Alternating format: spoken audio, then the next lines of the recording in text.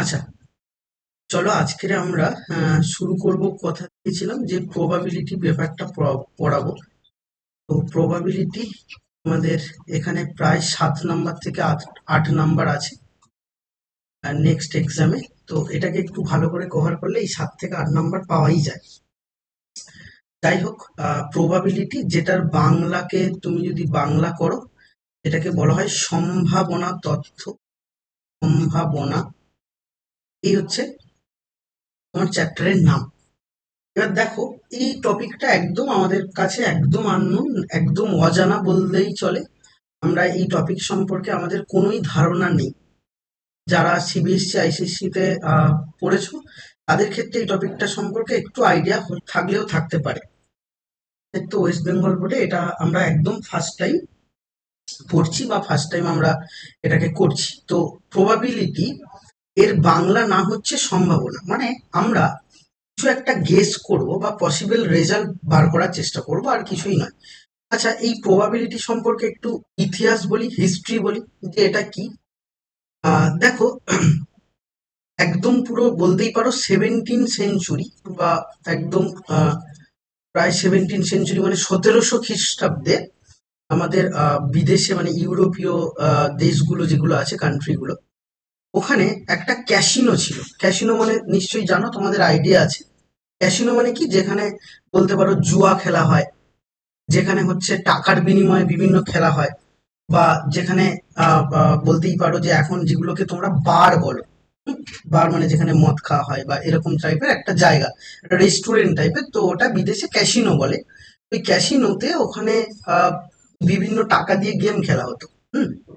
মানে টাকা দিয়ে বিভিন্ন রকমের তাসের গেম হতে পারে, সেটা লুডো দিয়ে গেম হতে পারে। হ্যাঁ, মানে একটা তাস খেলা, বিভিন্ন জুয়া খেলা, বিভিন্ন রকম ভাবে ওখানে একটা গেম খেলা হতো। ওই ক্যাসিনোর দুজন মালিক ছিল। হুম। ওই মালিক দুটোর নাম আমার এক্স্যাক্টলি মনে নেই। দুজন শেয়ারে বিজনেস করতো। দুজন মালিক ওই পুরো আহ, হচ্ছে পুরো ক্যাসিনোর দায়িত্ব ছিল দুজন মালিক। ওই দুজন মালিক, ওরা দেখতো যে প্রচুর লোক এসে, ওদের তো বিজনেস ওটা, ওরা প্রচুর লোক এসে দেখতো যে প্রচুর টাকা পয়সা নিয়ে চলে যাচ্ছে। মানে যেহেতু ওটা একটা বুঝতেই পারছো, পুরো একটা জুয়ার আখের তৈরি হয়েছে। তো ওখান থেকে প্রচুর টাকা পয়সা নিয়ে চলে যাচ্ছে। সম্ভবত এনার নাম ছিল বেঞ্জামিন ফ্র্যাঙ্কলিন বা এরকম কিছু। আমি ভুল বললেও বলতে পারি, কারণ আমার এই মুহূর্তে মনে নেই। তোমরা জানতে চাইলে গুগল করে নিতে পারো। হ্যাঁ। তো সেই সময় ওরা দুজন, ওদের ওই বেঞ্জামিন বলে যে লোকটি ছিল, ভদ্রলোক, উনি কি করলেন যে উনি চিন্তা ভাবনা করলেন যে আমি, তার মানে ধরো কেউ বললো যে $1000 রাখা হয়েছে, এই $1000 বিনিময়ে বললো যে একটা লুডুর ছক্কা ছড়া হবে, যেখানে হচ্ছে লুডুর ছক্কার মধ্যে সিক্স পড়বে। সিক্স যদি পড়ে তাহলে সে $1000 পেয়ে যাবে। এরকম হচ্ছে বিভিন্ন টাইপের তোমাদের খেলাধুলো ওখানে হতো ক্যাসিনোতে টাকার বিনিময়ে। আবার কেউ বললো তাস দিয়ে খেলা হচ্ছে, যে আমাদের টেক্কা যদি পড়ে তাসে, বা টেক্কা একটা তাস তোলা হচ্ছে র্যান্ডমলি 52টা তাসের মধ্যে, তার মধ্যে ধরো টেক্কা পড়লো। এই টেক্কাটা পড়লে, টেক্কা একটা তাসের নাম, এই টেক্কা যদি পড়ে তাহলে বললো যে এখানে ধরো $200 এরকম সে প্রাইজ দেবে। যে ঠিক বলতে পারবে তাকে $200 দেবে। এরকম ভাবে ক্যাসিনোতে খেলাধুলো হতো। তো ওদের ওখানে ওটা বৈধ ব্যাপারও ছিল। তো 1700 খ্রিস্টাব্দে মানে অনেক আগে, বুঝতেই পারছো। তো সেই সময় ওই যে দুজন বললাম যাদের ক্যাসিনোটা যারা শেয়ারে চালাতো, তাদের মধ্যে একজন, সে মনে মনে ভাবতে লেগেছে যে যদি যদি ওই আমরা কোনো রকম ভাবে এর এর যদি গেস করতে পারি, বা আমরা সঠিক রেজাল্ট যদি আগে থেকে প্রেডিকশন করতে পারি।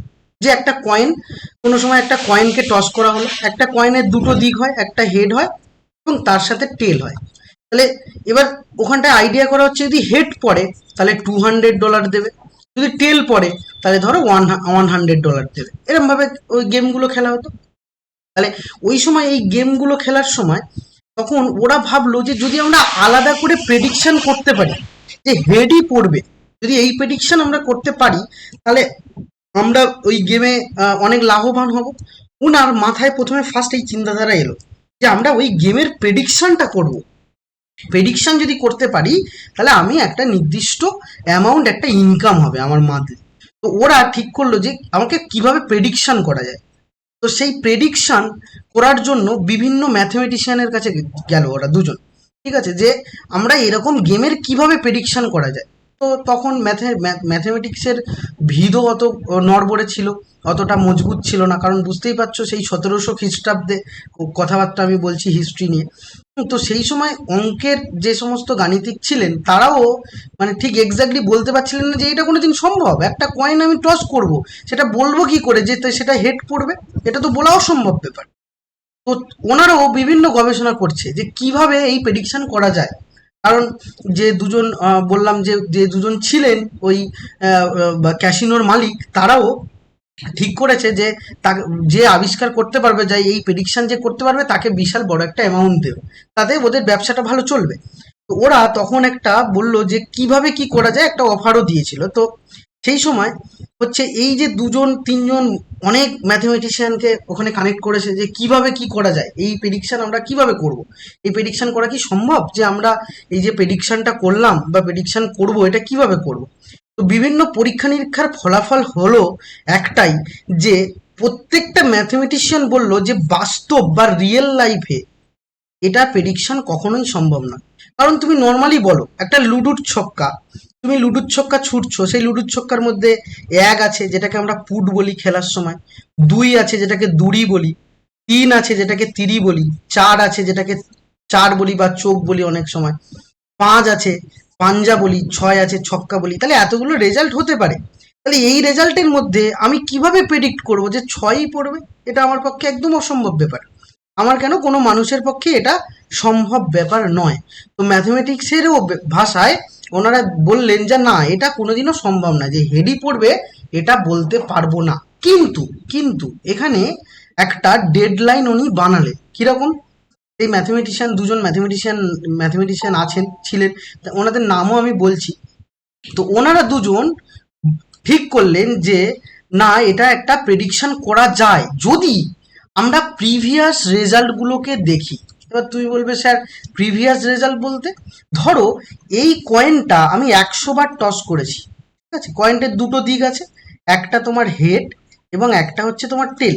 তাহলে এই কয়েনটা 100 বার টস করেছি, দেখলাম যে এই হেড পড়েছে 70 বার এবং এই টেল পড়েছে 30 বার।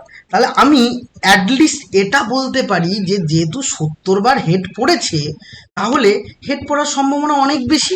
তাহলে আমি একটা প্রিডিকশন করতেই পারবো যে আমি খেলার সময় হেডটা বেশিবার অ্যানাউন্স করবো যে হেডই পড়বে।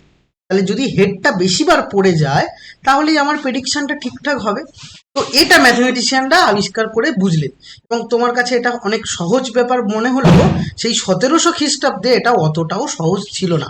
এই ভাবনাটা কারোর মাথায় আসতো না, যে ওনারা একটা পরীক্ষা নিরীক্ষা করে বললেন যে প্রেডিকশন তো করা পসিবল নয়, এইটা প্রেডিকশন কিভাবে করবো, আমরা প্রেডিকশন সম্ভব নয়। কিন্তু এই হেড এবং টেল এই দুটো রেজাল্টের মধ্যে একটা রেজাল্ট আমরা একটা আন্দাজ করতে পারি, যেহেতু এ 100 বারের মধ্যে 70 বার পড়েছে। তাহলে যখন ওই ক্যাসিনোতে যখন জুয়া খেলা হবে তখন আমি হেডটাকেই বেশিবার ডাকবো। তাহলে হেডটাকে যখন বেশিবার ডাকবো তখন আমার যে অ্যামাউন্ট লস হবে, কিছু অ্যামাউন্ট হলেও আমার লাভ হবে। তো এই হচ্ছে এই সম্ভাবনা, যে আমি একটা প্রেডিক্ট করব বা এটা হতে পারে এরম একটা সম্ভাবনা। এই সম্ভাবনাটাকে আমি বলছি যে প্রবাবিলিটি। এই প্রবাবিলিটি, যার ইংরেজি নাম প্রবাবিলিটি, বাংলায় বলা হয় সম্ভাবনা। সম্ভাবনার তত্ত্বটা ঠিক এইভাবে আবিষ্কার হয়েছে, ঠিক আছে। এটা হলো ওর পুরো হিস্ট্রি। আমি হিস্ট্রি দিয়ে একটু বললাম, কারণ বুঝতে এবং পড়তে বেশ ইন্টারেস্টিং লাগবে তোমাদের ব্যাপারটা, যে আমি কোনো কিছু।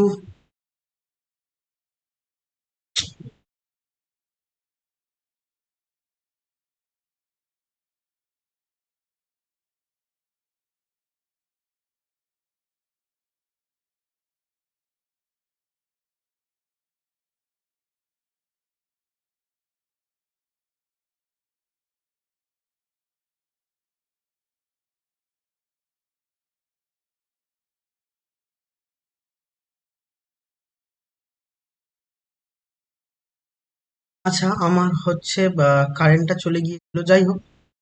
শুনতে না পেলে দেখতে না পেলে বলবে একটু, হঠাৎ করে কারেন্ট চলে গিয়েছে। যাই হোক, দেখো, তাহলে এই জায়গাটা আমরা ছিলাম। তাহলে এই হচ্ছে পুরো সম্ভাবনার বলতে পারো একটা হিস্ট্রি। বা একটা সম্ভাবনার পুরোটাই হচ্ছে একটা রেজাল্ট নিয়ে আমি কথাবার্তা বললাম, যে কিভাবে এটা হচ্ছে আবিষ্কার করা হয়েছে বা এর পরিপ্রেক্ষিতে কি ঘটনা ছিল সেই সম্পর্কে একটু তোমাদের বিবরণ দিলাম। এবার আমরা এই পুরো পুরো রেজাল্ট সম্পর্কে একটু কথাবার্তা বলি, বা সম্ভাবনা জিনিসটা কোত্থেকে এসছে বা কি এসছে। দেখো, এই সম্ভাবনা বা প্রবাবিলিটি এটা জানার আগে সব থেকে মূল বক্তব্য আমাকে জানতে হবে যে ইভেন্ট কথাটার অর্থ কি। এক নম্বর, কতগুলো কথা আমি বলছি, দেখো যে কতগুলো ওয়ার্ড বলছি সেই সম্পর্কে একটু ধারণা করতে হবে। যে ইভেন্ট, ইভেন্ট মানে কি? ইভেন্ট মানে হচ্ছে ঘটনা। এই ঘটনা মানে কি? ঘটনা অনেক টাইপের হতে পারে, প্রচুর টাইপের ঘটনা আছে, অনেক রকম ঘটনা আছে। তাহলে এই ঘটনা মানে কি? ঘটনা বলতে আমি তোমাকে টোটাল একটা সিম্পল বলছি। ধরো একটা কয়েন টস করছো, এই কয়েনের দুটো রেজাল্ট হেড এবং এই কয়েনের আরেকটা রেজাল্ট টেল। তাহলে দুটো রেজাল্ট আছে, একটা হেড এবং একটা টেল। তাহলে এই দুটো রেজাল্টের মধ্যে যে কোনো একটা পড়তে পারে, কিন্তু এই কয়েনটাকে আমি যখন টস করছি, এই টস করাটাই হলো একটা ইভেন্ট বা ঘটনা। আশা করি বোঝাতে পারলাম। তাহলে কি বললাম? ইভেন্ট মানে কি? ইভেন্ট হচ্ছে একটা ঘটনা। এই ঘটনাটা কি বললাম, যে এই ঘটনা কোনগুলো? যে একটা কয়েন ধরো টস করছো, সেটা হেড একটা রেজাল্ট হতে পারে, টেল একটা রেজাল্ট হতে পারে, এই দুটোর মধ্যে যে কোনো একটা রেজাল্ট হতে পারে, সেটা আমরা জানি না। কিন্তু আমরা এই যে কয়েনটাকে টস করছি, এটাই হলো একটা ঘটনা। সেম ভাবে আমি আরো একটা এক্সাম্পল দিই। এটা যদি এক্সাম্পল এ হয়, তাহলে এটা হচ্ছে এক্সাম্পল বি। তাহলে এটা এক্সাম্পল এ এবং এর সাথে তোমার এটা আছে এক্সাম্পল বি। তাহলে এক্সাম্পল বি আমি বলছি, ধরো সাপোজ তোমাকে বললাম যে ধরো আরেকটা আমি ঘটনা নিয়ে কথাবার্তা বলি। ধরো আমি বললাম একটা লুডুর ছক্কা তুমি ছোঁড়ো। তাহলে একটা লুডুর ছক্কা যখন তুমি ছুটছো, তাহলে সেই লুডুর ছক্কার মধ্যেও কিন্তু ঘটনা থাকতে পারে। কিরকম সেই ঘটনা? না, লুডুর ছক্কায় ধরো তোমার কোনো একটা লুডুর ছক্কা তুমি থ্রো করছো, থ্রো করাতে তোমার হচ্ছে দরকার, ধরো লুডুর ছক্কায় 6 তোমার প্রয়োজন। ভালো করে বোঝো, লুডুর ছক্কায় তোমার 6 বা 6 প্রয়োজন। তাহলে এই 6 যদি প্রয়োজন হয়, তাহলে এই যে 6টা প্রয়োজন, তাহলে তোমার হচ্ছে লুডুর ছক্কায় কটা রেজাল্ট হতে পারে বাবা? না, একটা লুডুর ছক্কায় 1 হতে পারে একটা রেজাল্ট, 2 হতে পারে একটা রেজাল্ট, 3 হতে পারে একটা রেজাল্ট, 4 হতে পারে একটা রেজাল্ট, 5 হতে পারে একটা রেজাল্ট এবং 6 হতে পারে আরো একটা রেজাল্ট। তাহলে একটা লুডুর ছক্কায় এতগুলো রেজাল্ট আমার হতে পারে। তাহলে এতগুলো রেজাল্টের মধ্যে আমার প্রশ্ন হলো যে আমি কোন রেজাল্টটা নেব? তাহলে আমার দরকার তো 6। তাহলে এই যে 6টা আমি নিতে চাইছি বা 6টা আমি নেব, তাহলে এই 6টাকে আমি বলতেই পারি যে এই 6টা আমার যে প্রয়োজন। কারণ এই 6টা যদি পড়ে, তাহলে সেটাই হচ্ছে আমার কাছে ইভেন্ট। তাহলে আমি লুডুর ছক্কা একটা থ্রো করলাম, একটা লুডুর ছক্কা থ্রো করলাম, সেই লুডুর ছক্কাটা থ্রো করাটাই হচ্ছে আমার একটা ইভেন্ট। তাহলে বোঝাতে পেরেছি ইভেন্ট কি জিনিস? ইভেন্ট হচ্ছে একটা ঘটনা। ভালো করে বোঝো, ইভেন্ট হচ্ছে একটা ঘটনা। যে ইভেন্টটা হলো, ভালো করে একটু খেয়াল করো, ইভেন্ট হচ্ছে একটা ঘটনা। সেই ইভেন্টটা কোনটা? সেই ঘটনাটা কোনটা? ঘটনাটা হচ্ছে যে এই এ একটা ঘটনা বললাম এবং বি আরো একটা ঘটনা। তাহলে ইভেন্ট সম্পর্কে আশা করি পুরোপুরি একটা ধারণা তোমার জন্মেছে যে ইভেন্ট মানে কি। এবার এই যে ইভেন্টের অনেকগুলো ভাগ আছে, সেগুলো নিয়ে আমি কথাবার্তা বলছি। তাহলে ফার্স্ট পয়েন্ট হলো, দেখো কোনোটাই তোমার এক্সাম হলে জিজ্ঞেস করবে না যে ইভেন্টের তোমার ডেফিনেশন দাও, ইভেন্ট কোথায় কাজে লাগে। শুধু এগুলো জেনে রাখো বা একটু নোট ডাউন করে রাখো, যাতে কোনো অসুবিধা না হয়। তাহলে ইভেন্ট মানে কি বললাম? ইভেন্ট কথাটার অর্থ হলো একটা ঘটনা। কোন ঘটনা? ধরো একটা কয়েনকে আমি টস করেছি, সেই কয়েনটার দুটো রেজাল্ট হয়েছে, হেড এবং টেল। এই যে টস যেটা করছি, এই টস করাটাই একটা ঘটনা। একটা লুডুর ছক্কা থ্রো করেছো, তাহলে এই লুডুর ছক্কাটা থ্রো করাটা, এই থ্রো করছো, আমার 6 প্রয়োজন, থ্রো করছো, এটাই একটা ঘটনা। আরো ঘটনা হতে পারে। তুমি বললে যে স্যার আমার একটা বন্ধু, একজন আমার বন্ধু বা ফ্রেন্ড, তাহলে এই ফ্রেন্ড আমার যদি স্কুলে আজকের যায়, যদি এই স্কুলে যায়, তাহলে আমিও স্কুলে যাব। ভালো করে বোঝো, তুমি বললে যে স্যার আমার একটা বন্ধু যদি স্কুলে আজকের যায়, তবে আমি স্কুলে যাব। তাহলে তুমি কি করছো? তাহলে তুমি এই বন্ধুর উপর ডিপেন্ডেন্ট হয়ে যাচ্ছ। কারণ তোমার বন্ধু যদি স্কুলে যায়, তারপরে তুমি যাবে। তাহলে তোমার বন্ধু স্কুলে যাওয়াটাই হলো একটা ইভেন্ট। তাহলে আশা করি বোঝাতে পারলাম। তাহলে ইভেন্ট মানে যা কিছু হতে পারে। তুমি তোমার বন্ধুর সাথে বললে যে দেখ, আমি হচ্ছে অঙ্কে 40-এর মধ্যে 38 পাবো এবার পরীক্ষায়। যদি 38 না পাই, যদি 38 না পাই তাহলে তোকে আমি বিরিয়ানি খাওয়াবো। এরকম ধরো তুমি কোনো একটা কথা বললে, তাহলে এই যে কথাটা আমি বললাম, তাহলে এই কথাটা কি হলো, যে তুমি 40-এর মধ্যে 38 পেলে তাহলে তুমি বিরিয়ানি খাওয়াবে, আর মানে 38 যদি না পাও তাহলে বিরিয়ানি খাওয়াবে, যদি 38 পাও তাহলে তুমি ঠিকঠাক, তোমাকে কিছুই খাওয়াতে হবে না, তোমাকে খরচ করতে হবে না। তাহলে এই 40-এর মধ্যে 38 পাওয়া, এটাই হচ্ছে একটা ইভেন্ট। তাহলে ইভেন্ট সম্পর্কে আশা করি কোনো সমস্যা কারোর নেই। তাহলে ইভেন্ট মানে কি? ইভেন্ট মানে হচ্ছে ঘটনা, সেটা যে কোনো কিছুই হতে পারে। আরো আমি যদি বলি, একটা তাস বা একটা হচ্ছে তোমার, যেটাকে ইংরেজিতে বলে কার্ড, একটা তাস বা কার্ড। এই কার্ড, এখানে আমরা জানি 52টা তাস থাকে, সেখানে 13টা করে 4জন মিলে খেলতে পারে, 13টা করে তাস থাকে। এইটার মধ্যে জোকার আছে, চিড়ে আছে, হরিতন আছে, এতগুলো অনেক কিছু আছে। তাহলে এর মধ্যে আমি বললাম যে টেক্কা তাসটা তুমি তুলে নাও, তুলে নিয়ে তুমি একটা তাস কালেক্ট করলে 52টা তাসের মধ্যে, সেই তাসটা টেক্কা হতে হবে। তাহলে এটাও একটা ইভেন্ট, তুমি ওই যে 52টার মধ্যে তাস একটা কালেক্ট করছো, সেটাও একটা ইভেন্ট। এই ইভেন্টের অনেকগুলো ভাগ আছে, এই ভাগ নিয়ে কথা বলি।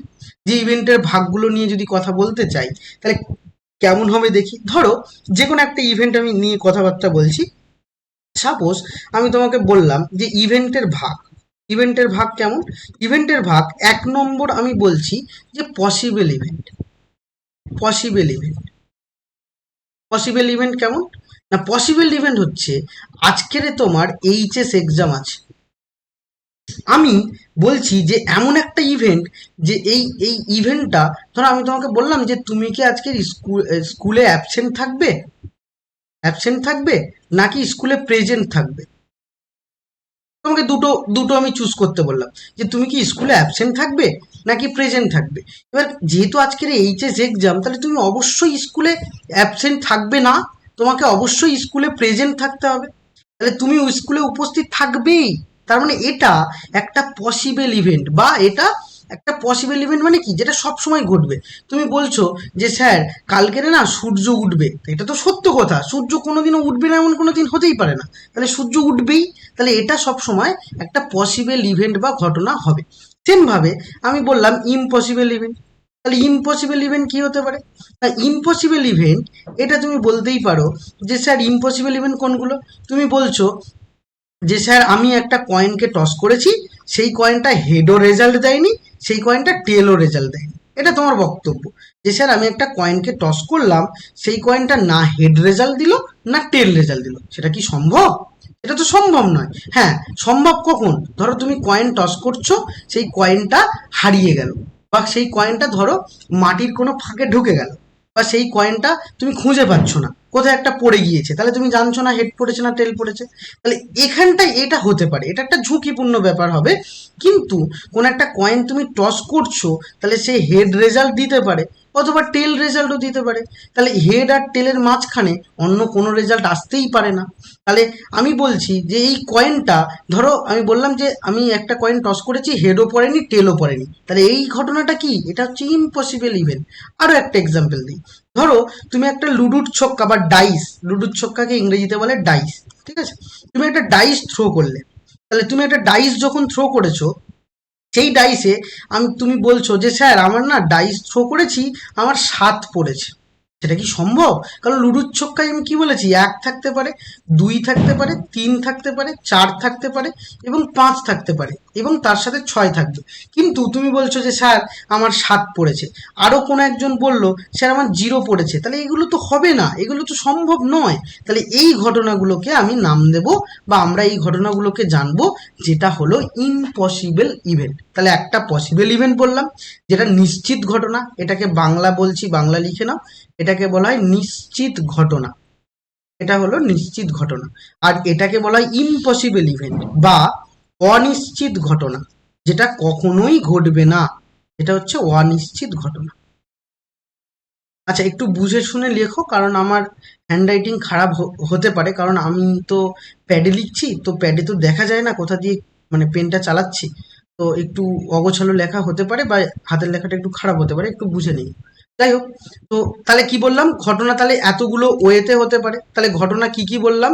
আমার ইম্পসিবল ইভেন্ট বললাম, পসিবল ইভেন্ট নিয়ে কথা বললাম, এবং তার সাথে আরো কিছু ঘটনা আছে, যেটা হচ্ছে মিউচুয়ালি। তাহলে এটা 1 নম্বর, এটাকে নাম দাও 2 নম্বর, 3 নম্বরে নাম দেবো হচ্ছে মিউচুয়ালি ডিপেন্ডেন্ট বা ইন্ডিপেন্ডেন্ট। তাহলে মিউচুয়ালি ডিপেন্ডেন্ট, প্রথমে বলছি ডিপেন্ডেন্ট ইভেন্ট। এটার বাংলাটা বলি, মিউচুয়ালি ডিপেন্ডেন্ট বলতে কি? ডিপেন্ডেন্ট বলতে বুঝতেই পারছো, একটা আরেকটার উপর ডিপেন্ড করছে। আর 4 নম্বর হচ্ছে mutually independent event. Independent event, independent event মানে কি? এটা পরস্পর পৃথক ঘটনা, এটাকে বাংলায় বলে পরস্পর পৃথক ঘটনা। পৃথক ঘটনা কিরকম? আমি তোমাকে ওই যে একটু আগে এক্সাম্পল দিলাম যে স্যার আমার একটা বন্ধু যদি আজকের স্কুলে যায়, তবে আমি স্কুলে যাব। তাহলে এটা একটা ঘটনা হয়েছে। কিন্তু তুমি দেখো একজন আরেকজনের উপর ডিপেন্ড করছো, তাহলে এটা মিউচুয়ালি ডিপেন্ডেন্ট ইভেন্ট হবে। আর যদি ইন্ডিপেন্ডেন্ট বলো, তাহলে এটা কারুর উপর ডিপেন্ডেন্ট নয়। তাহলে এই ঘটনাটা হলো পরস্পর পৃথক ঘটনা, মানে দুটো ঘটনা একেবারেই আলাদা। ক্লিয়ার? তাহলে কি বললাম? তাহলে আমি এতক্ষণ ধরে যা যা বকবক করলাম কিছু মনে রাখার দরকার না হলেও মনে রাখো যে ইভেন্ট মানে একটা ঘটনা, ঘটনাটা যা খুশি হতে পারে। একে 4টে টাইপে আমি ভাগ করেছি, আরও একটা টাইপ আছে, সেটা হচ্ছে আরও একটা টাইপ আমি অঙ্কের মধ্যে যদিও বলবো, আর একটা টাইপ একটু পরে বলছি। তাহলে কি কি বললাম? একটা হলাম পসিবল ইভেন্ট, যেটা নিশ্চিত ঘটনা, কোনো একটা ঘটনা ঘটবেই বা ঘটতে হবেই, তাহলে সেটা হচ্ছে তোমার পসিবল ইভেন্ট। ইম্পসিবল ইভেন্ট কোনটা? যেটা হচ্ছে একেবারে অনিশ্চিত ঘটনা, যেটা কখনোই ঘটা সম্ভব নয়, ঘটবেই না, যেটা ঘটতে পারেই না, তাহলে সেটা হচ্ছে ইম্পসিবল ইভেন্ট। মিউচুয়ালি ডিপেন্ডেন্ট মানে একজন আরেকজনের উপর ডিপেন্ড করবে, দুটো ঘটনা পরস্পর ডিপেন্ড করবে। মানে কিরম দেখো, তোমাকে বলা হলো তোমাকে একটা গেম খেলানো হচ্ছে, ঠিক আছে? ভালো করে রিয়েলাইজ করো, অঙ্ক আমরা পরে করব, আগে থিওরি বোঝো। থিওরি বুঝলে দেখবে সব অঙ্কই পারছো। এগুলো সব থিওরির মধ্যে পড়ছে। আমি তো বললাম যে এগুলো কখনো আমার সংজ্ঞা আসবে না, কখনো ডেফিনেশন আসবে না, শুধু টার্মগুলো তুমি জানো। টার্মগুলো না জানলে কিন্তু অঙ্ক করতে পারবে না, ঠিক আছে না? তো যাই হোক, তাহলে আমি কি বললাম? মিউচুয়ালি ইনডিপেন্ডেন্ট মানে একটা, তোমাকে আরো এক্সাম্পল দিই। ধরো তোমার সাথে একটা গেম খেলা হচ্ছে। ফার্স্ট তোমাকে বলা হলো যে তুমি একটা কয়েনকে টস করো। টস করলে যদি তোমার হেড পড়ে, তাহলে তুমি একটা তাস বা কার্ডকে চয়েস করতে পারো। একটা কার্ডকে চয়েস করতে পারে। সেই তাস কার্ডটা কটা আছে? 52টা আছে। এই 52টা কার্ডের মধ্যে একটা কার্ড চয়েস করতে পারবে। এই কার্ডটা এই কার্ডটা যদি তোমার টেক্কা পড়ে বা জোকার পড়ে, জোকার বলে একটা আছে, ইংরেজি টার্ম আমি সব লিখিয়ে দেবো ডেফিনেশন করে সুন্দর করে। যাই হোক, একটা টেক্কা যদি পড়ে, তাহলে তুমি 50,000 টাকা পাবে। ধরো এরকম একটা গেম তোমার সাথে খেলা হয়েছে। তাহলে কি বললাম? ফার্স্ট স্টেপ, কয়েনকে টস করো। টস করে যদি তোমার হেড পড়ে, তাহলে তুমি একটা কাঠ বা একটা হচ্ছে তাস, যেটা 52টা থাকে তার মধ্যে একটা চয়েস করো। যদি তোমার টেক্কা পড়ে, তাহলে তোমাকে 50,000 টাকা দেওয়া হবে। তাহলে এটা একটা গেম। তাহলে তুমি দেখো, তুমি যখনই তোমার হেড পড়বে, তখন তুমি কিন্তু কার্ড চয়েস করতে পারো। বাই এনি চান্স তোমার টেল যদি পড়ে যায়, তাহলে এখান থেকে তুমি গেমটা আর খেলতে পারবে না, ফিরে যেতে হবে। তাহলে দেখো, এই যে দুটো ঘটনা, এই ঘটনাটাকে আমি এ নাম দিলাম এবং এই ঘটনাটাকে যদি আমি বি নাম দিই, তাহলে এই দুটো ঘটনা দেখো একদম ডিপেন্ডেন্ট ইভেন্ট, মানে একটা আর একটার উপর ডিপেন্ড করছে। তাহলে একটা আরেকটার উপর ডিপেন্ড করতে পারে বা করছে। তাহলে এই দুটো এ আর বি, এই দুটোকে বলবো আমরা মিউচুয়ালি ডিপেন্ডেন্ট ইভেন্ট। তাহলে ইভেন্ট সম্পর্কে আশা করি আর কোনো কিছু তোমার জানার অসুবিধা নেই। এবার আরেকটা আসি, যেটা হচ্ছে যে এটাকে বলা হয় সম্পূর্ণ ঘটনা। সম্পূর্ণ ঘটনাটা কি? আমি বললাম যে টোটাল আরেকটা ঘটনা আছে, যেটার নাম দিয়েছি হচ্ছে সম্পূর্ণ ঘটনা। সম্পূর্ণ ঘটনা কি? ভালো করে বোঝো। সম্পূর্ণ ঘটনা হচ্ছে, বাংলায় এটাকে বলবো 5 নম্বর কেস। ঠিক আছে, 5 নম্বরে বলছি আমি সম্পূর্ণ ঘটনা। এই সম্পূর্ণ ঘটনা ইংরেজিতে নাম হলো এটার এক্সজস্টিভ ইভেন্টস। কিরকম?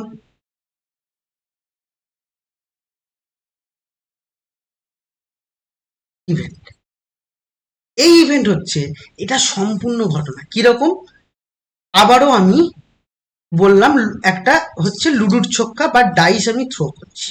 সাপোজ এই ডাইস থ্রো করায় আমি বলছি যে যদি ইভেন নাম্বার পড়ে তাহলে তুমি 50 টাকা পাবে।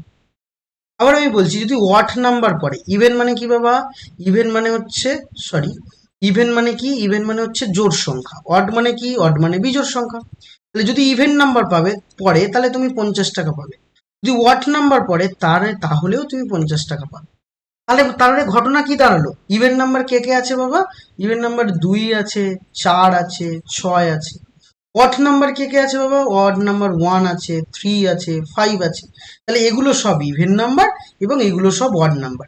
তুমি যদি ক্যালকুলেশন করে দেখো, এই ডাইসের তুমি থ্রো করলে যে কোনো একটা নাম্বারই পড়বে।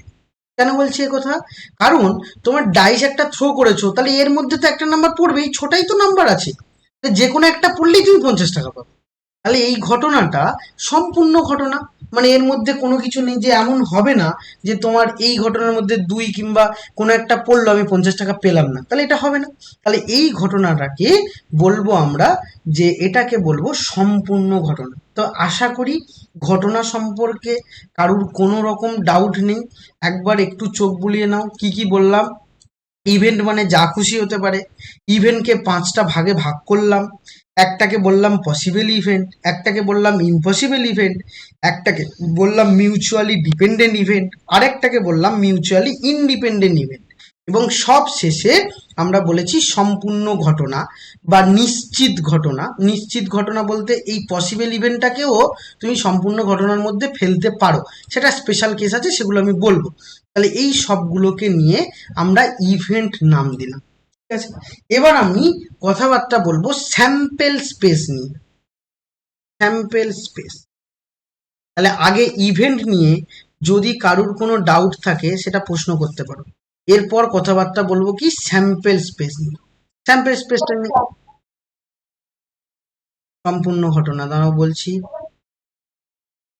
এটাকে বল এটাকে বলা হয় এক্সজস্টিভ ইভেন্টস বা ইভেন্ট।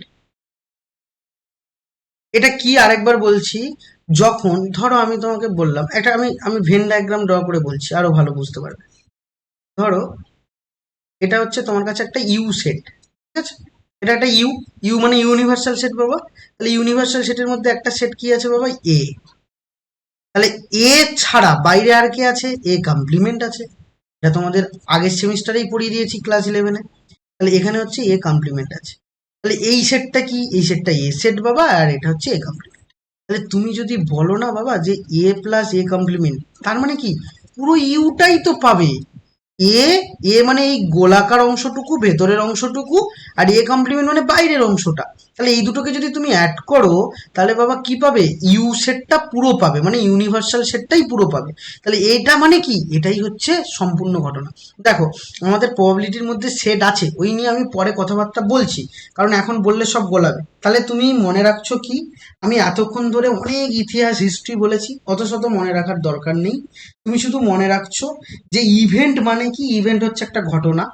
এই ঘটনা দিয়ে আমরা কি করব? ঘটনা দিয়ে আমরা ক্যালকুলেট করব প্রবাবিলিটির সাম, এবং এই ঘটনাগুলো 5টা ভাগে ভাগ করা যায়, যার মধ্যে অ্যাকচুয়ালি কোনো কোনো বইতে দেখবে 4টে ভাগ আছে।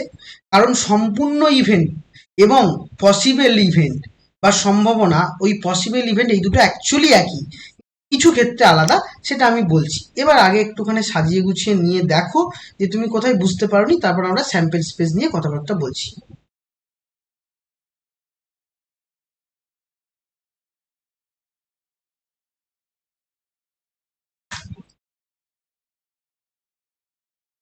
আর চেঞ্জ করবো, আচ্ছা।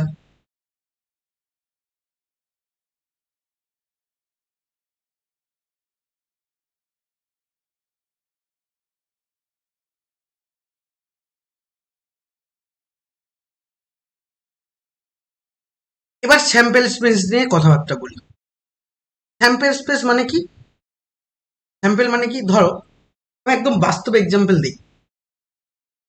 তুমি ইন্ডিয়ান ক্লথ হাউসে গেছো, তার মানে আমি ইন্ডিয়ান ক্লথ হাউসকে কিন্তু প্রমোশন করছি না, শুধু বললাম ইন্ডিয়ান ক্লথ হাউসে গেছো, ঠিক আছে? এখানে গেছো, এখানে গেলে তুমি দেখবে যে কিছু ওই হয় না যে কিছু স্যাম্পেল কপি সামনে একদম রাখা থাকে, জামা প্যান্ট টাঙিয়ে রেখেছে একটা পুতুলের গায়ে পরিয়ে। হুম, এরকম কতগুলো স্যাম্পেল আছে, ধরো এটা H1, H2, এরকম করে আমি বললাম। তাহলে এগুলোকে কি বলি? এগুলোকে আমরা স্যাম্পেল বলি। মানে যেটা তুমি একটা কোনো বিজনেস বা একটা দোকান খুলেছো, যেটা সামনে একদম রেখে দিয়েছো, তাহলে এগুলো কি একটা স্যাম্পেল। তাহলে তোমার কাছে এগুলো সবকটা একটা স্যাম্পেল। সেম ভাবে, তার মানে কি, তার মানে আমি বুঝবো তোমার দোকানে যাওয়ার আগে, বা তোমার বিজনেস বা তুমি কোনো যে কোনো বিজনেস হতে পারে, যাওয়ার আগে আমি বুঝবো কি, যে তোমার দোকানে এই ভালো প্রোডাক্টগুলো আছে, তাই না? এই হচ্ছে টোটাল স্যাম্পল। এবার স্যাম্পল স্পেস আমাদের অঙ্কের মধ্যে কেমন? ধরো সাপোজ আমি তোমায় বললাম, বাবা, যে তুমি একটা কয়েনকে আবার টস করছো, তাহলে সেটা কি পাচ্ছ? এই এইচ মানে হেড এবং টি মানে টেল, তাহলে এই দুটো পাচ্ছ। তাহলে এই দুটো যখন পাচ্ছ, তাহলে তুমি বলতেই পারো যে এ একটা সেট যার মধ্যে এইচ এবং টি আছে, এর বাইরে কিন্তু আর কিছু নেই। তাহলে এই এটাই হলো একটা স্যাম্পল স্পেস। যদিও এটা হচ্ছে ইংরেজি টার্মে, মনে রাখো। আর এটার বাংলা যদি বলো তাহলে লিখে রাখো নমুনা বিন্দু। নমুনা বিন্দু, এটাকে বলা হয় নমুনা বিন্দু। খুব কঠিন ওয়ার্ড, তার থেকে স্যাম্পল স্পেস মনে রাখো, তাহলে খুব ভালো হবে। তাহলে স্যাম্পল স্পেস কি বললাম? যে স্যাম্পল স্পেস মানে হচ্ছে যেগুলো হচ্ছে পড়তে পারে। যেমন তুমি একটা ডাইস থ্রো করলে, ঠিক আছে, একটা ডাইস থ্রো করলে, তাহলে এই ডাইসের মধ্যে কি কি হতে পারে? এক পড়তে পারে, এক্ষুনি বলেছি, দুই পড়তে পারে, তিন হতে পারে, চার পড়তে পারে, পাঁচ পড়তে পারে, ছয় পড়তে পারে, আর কিছু পড়বে না। তাহলে এই যে ডাইস বা লুডুর ছক্কা তুমি থ্রো করেছো, বা পাশার ক্ষেত্রেও সেম, পাশা যদি থ্রো করো, তাহলে এখানে এই 1 2 3 4 5 6 এরকম করে থাকবে। তাহলে এইটাকে যদি আমি বি বলি, তাহলে এই বি সেটটার মধ্যে কে থাকছে? 1 2 3 4 5 and 6। তাহলে এই টোটাল বি সেটটাকেই বলবো আমরা স্যাম্পল স্পেস। এটাকে বলছি আমরা স্যাম্পল। তাহলে স্যাম্পল স্পেস সম্পর্কে কোনো রকম কোনো অসুবিধা নেই। তাহলে যে কোনো একটা সেট, যে সেট হচ্ছে আমাদের পসিবল রেজাল্টগুলোকে ফেলতে সাহায্য করে, তাহলে যে কোনো একটা সেট আমাদের পসিবল রেজাল্ট যদি বলতে সাহায্য করে, তাকে স্যাম্পল স্পেস বলবো। তাহলে বলো, স্যাম্পল স্পেস নিয়ে কোনো সমস্যা আছে কারোর?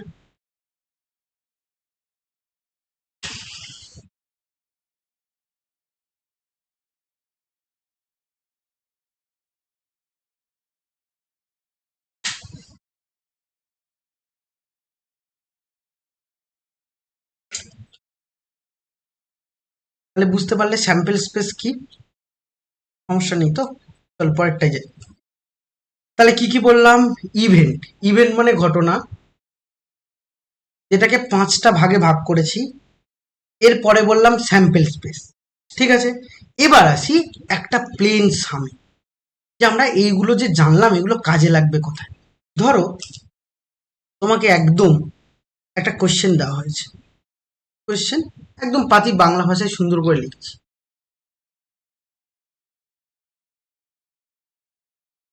যে একটি, লেখো সব নোট ডাউন করবে, হ্যাঁ, একটি লুডোর ছক্কা ছোঁড়া হলে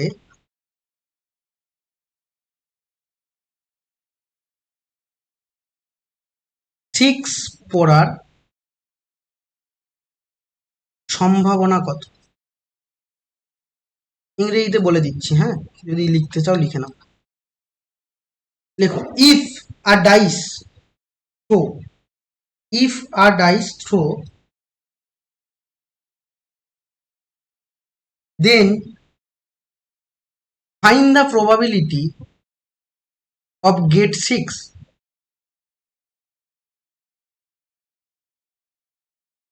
তাহলে কি বললাম? একটা লুডুর ছক্কা ছড়া হয়েছে, তাহলে 6 পড়ার সম্ভাবনাটা কত? তাহলে এই হচ্ছে আমার কোয়েশ্চেন। তাহলে দেখো, এই লুডুর ছক্কা ছড়া হয়েছে, তাহলে আমার শুরুতেই বার করতে হবে স্যাম্পল স্পেস, যেটাকে আমরা এস দিয়ে ডিনোট করি। তাহলে এস কি কি হতে পারে বাবা? 1 হতে পারে বলেছি, 2 হতে পারে, 3 হতে পারে, 4 হতে পারে, 5 হতে পারে, অ্যান্ড 6 হতে পারে। ক্লিয়ার?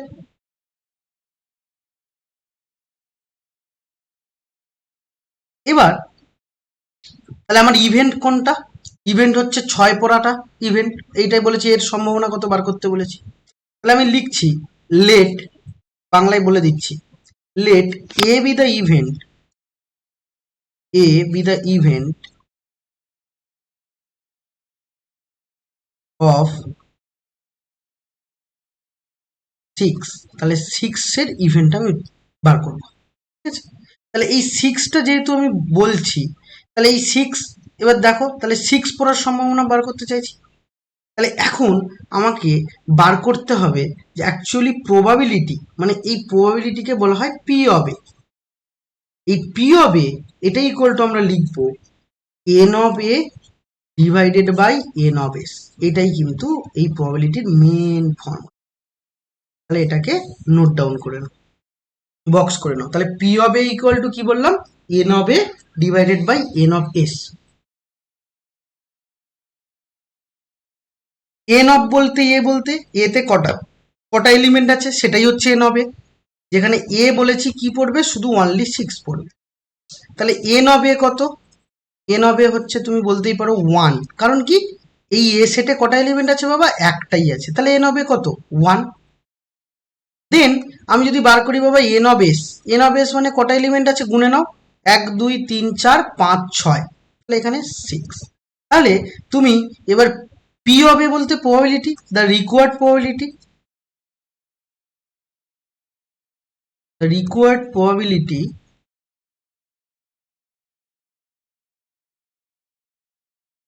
of event A।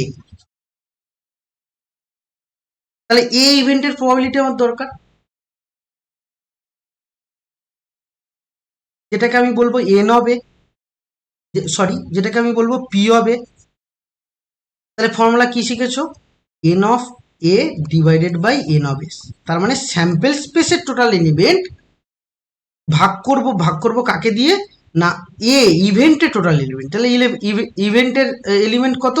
ইভেন্টের এলিমেন্ট হচ্ছে 1, আর এই স্যাম্পল স্পেসের এলিমেন্ট কত? 6। তাহলে 1/6 হচ্ছে তোমার অ্যান্সার।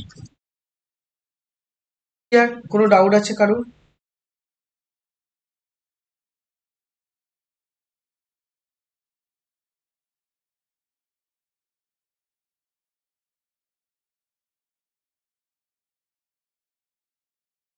ধরো আরো একটা সেম কোশ্চেন আমি বলছি, আরো একটা কোশ্চেন বলছি। ধরো একটা কয়েনকে টস করা হলো, টু কয়েন, সরি, টু কয়েনকে টস করা হলো। এই দুটো কয়েনকে টস করা হয়েছে, এবার দুটো কয়েনকে একসঙ্গে টস করা হয়েছে। আমি বলছি যে দুটো কয়েনে হেড পড়ার সম্ভাবনা কত, বা একটা হেড পড়ার সম্ভাবনা কত? তাহলে সরি নাম্বার অফ হেড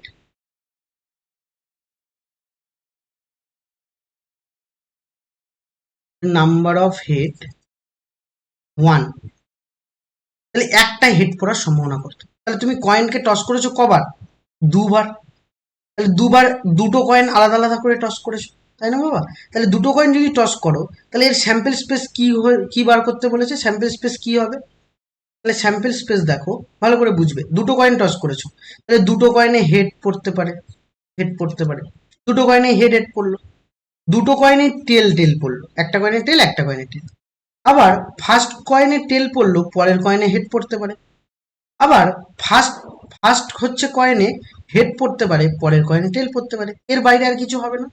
হয় দুটো কয়েনে টেল পড়তে পারে, হয় দুটো কয়েনে টেল পড়তে পারে, হেড পড়তে পারে, অথবা একটা কয়েনে টেল একটা কয়েনে হেড, আবার একটা কয়েনে হেড একটা কয়েনে টেল, তাহলে এইগুলো পড়তে পারে। তাহলে এবার প্রশ্ন হলো যে তাহলে ইভেন্টটা কি? তাহলে এবার আমি যদি বার করি যে n of S, n of S মানে কত বাবা? এন অফ এস কটা এলিমেন্ট আছে? একটা, দুটো, তিনটে এবং চারটে, তাহলে এন অফ এস কত? 4। তাহলে এ হচ্ছে একটা ইভেন্ট। তাহলে এই ইভেন্ট কি বলেছি? একটা হেড করার সম্ভাবনা তোমাকে বার করতে হবে। তাহলে সেটাকে সেটাতে কে কে থাকবে? একটা হেড কোথায় আছে? এখানে একটা হেড আছে, তাহলে এখানে থাকতে পারে হেড। এইখানে হেড আছে, তাহলে এখানে থাকতে পারে টেল হেড। আবার এখানে হেড আছে, তাহলে এখানে থাকতে পারে হেড টেল। তাহলে এটা হচ্ছে এ এ ইভেন্টের সেটটা এরকম হবে। তাহলে এন অফ এ কত? এন অফ এ তুমি বলতে পারো 3। তাহলে এবার তোমাকে কোশ্চেন করা হয়েছে কি, যে এর প্রবাবিলিটি কত। তাহলে P of A, P of এর ফর্মুলা কি বললাম? পি অফ এর ফর্মুলা বললাম যে n of A divided by N of S. তাহলে এন অফ এতে কটা এলিমেন্ট পাবা? 3টে। আর এন অফ এসে কটা এলিমেন্ট? 4টে। 3/4 হচ্ছে। ক্লিয়ার? তাহলে এই রকম হচ্ছে, এটা হচ্ছে আমার মেন থিওরি, এবং এখান থেকে আমি পরপর পরপর করে এগোবো। তাহলে আশা করি তুমি বুঝতে পেরেছো যে ওয়াই। হ্যাঁ, এটা কিভাবে হলো বলবো। এটা বলেছি, আচ্ছা বলছি। এ মানে কি? এ মানে আমি বলেছিলাম যে তোমাকে বার করতে হবে probability car, number of head equal to 1। তাহলে number of head equal to যদি 1 হয়, তার মানে কি একটা হেড যেখানে যেখানে পড়েছে সেটাই আমার অ্যান্সার। তাহলে একটা হেড কোনগুলো? এখানে হেড আছে, এখানে দুটো হেড আছে, কিন্তু আমার তো দরকার একটা হেড, তাহলে একটা হেড পড়েছে। আবার এখানে দেখো টেল হেড আছে, মানে এখানেও একটা হেড। আবার এখানে দেখো হেড টেল আছে, মানে এখানেও একটা হেড। কিন্তু টেল টেল যখন হচ্ছে, তখন দেখো কোনো হেড এখানে থাকছে না। তাহলে টেল টেল যেখানে হচ্ছে, সেখানে আমি হেড ক্যালকুলেট করব না। তাহলে এর মধ্যে কারা কারা আছে? হেড হেড হতে পারে, টেল হেড হতে পারে, হেড টেল হতে পারে। তাহলে এখন n of A equal to তুমি বলতে পারবে 3। তাহলে n of A divided by N of S, তাহলে 3/4 হচ্ছে তোমার answer. Clear?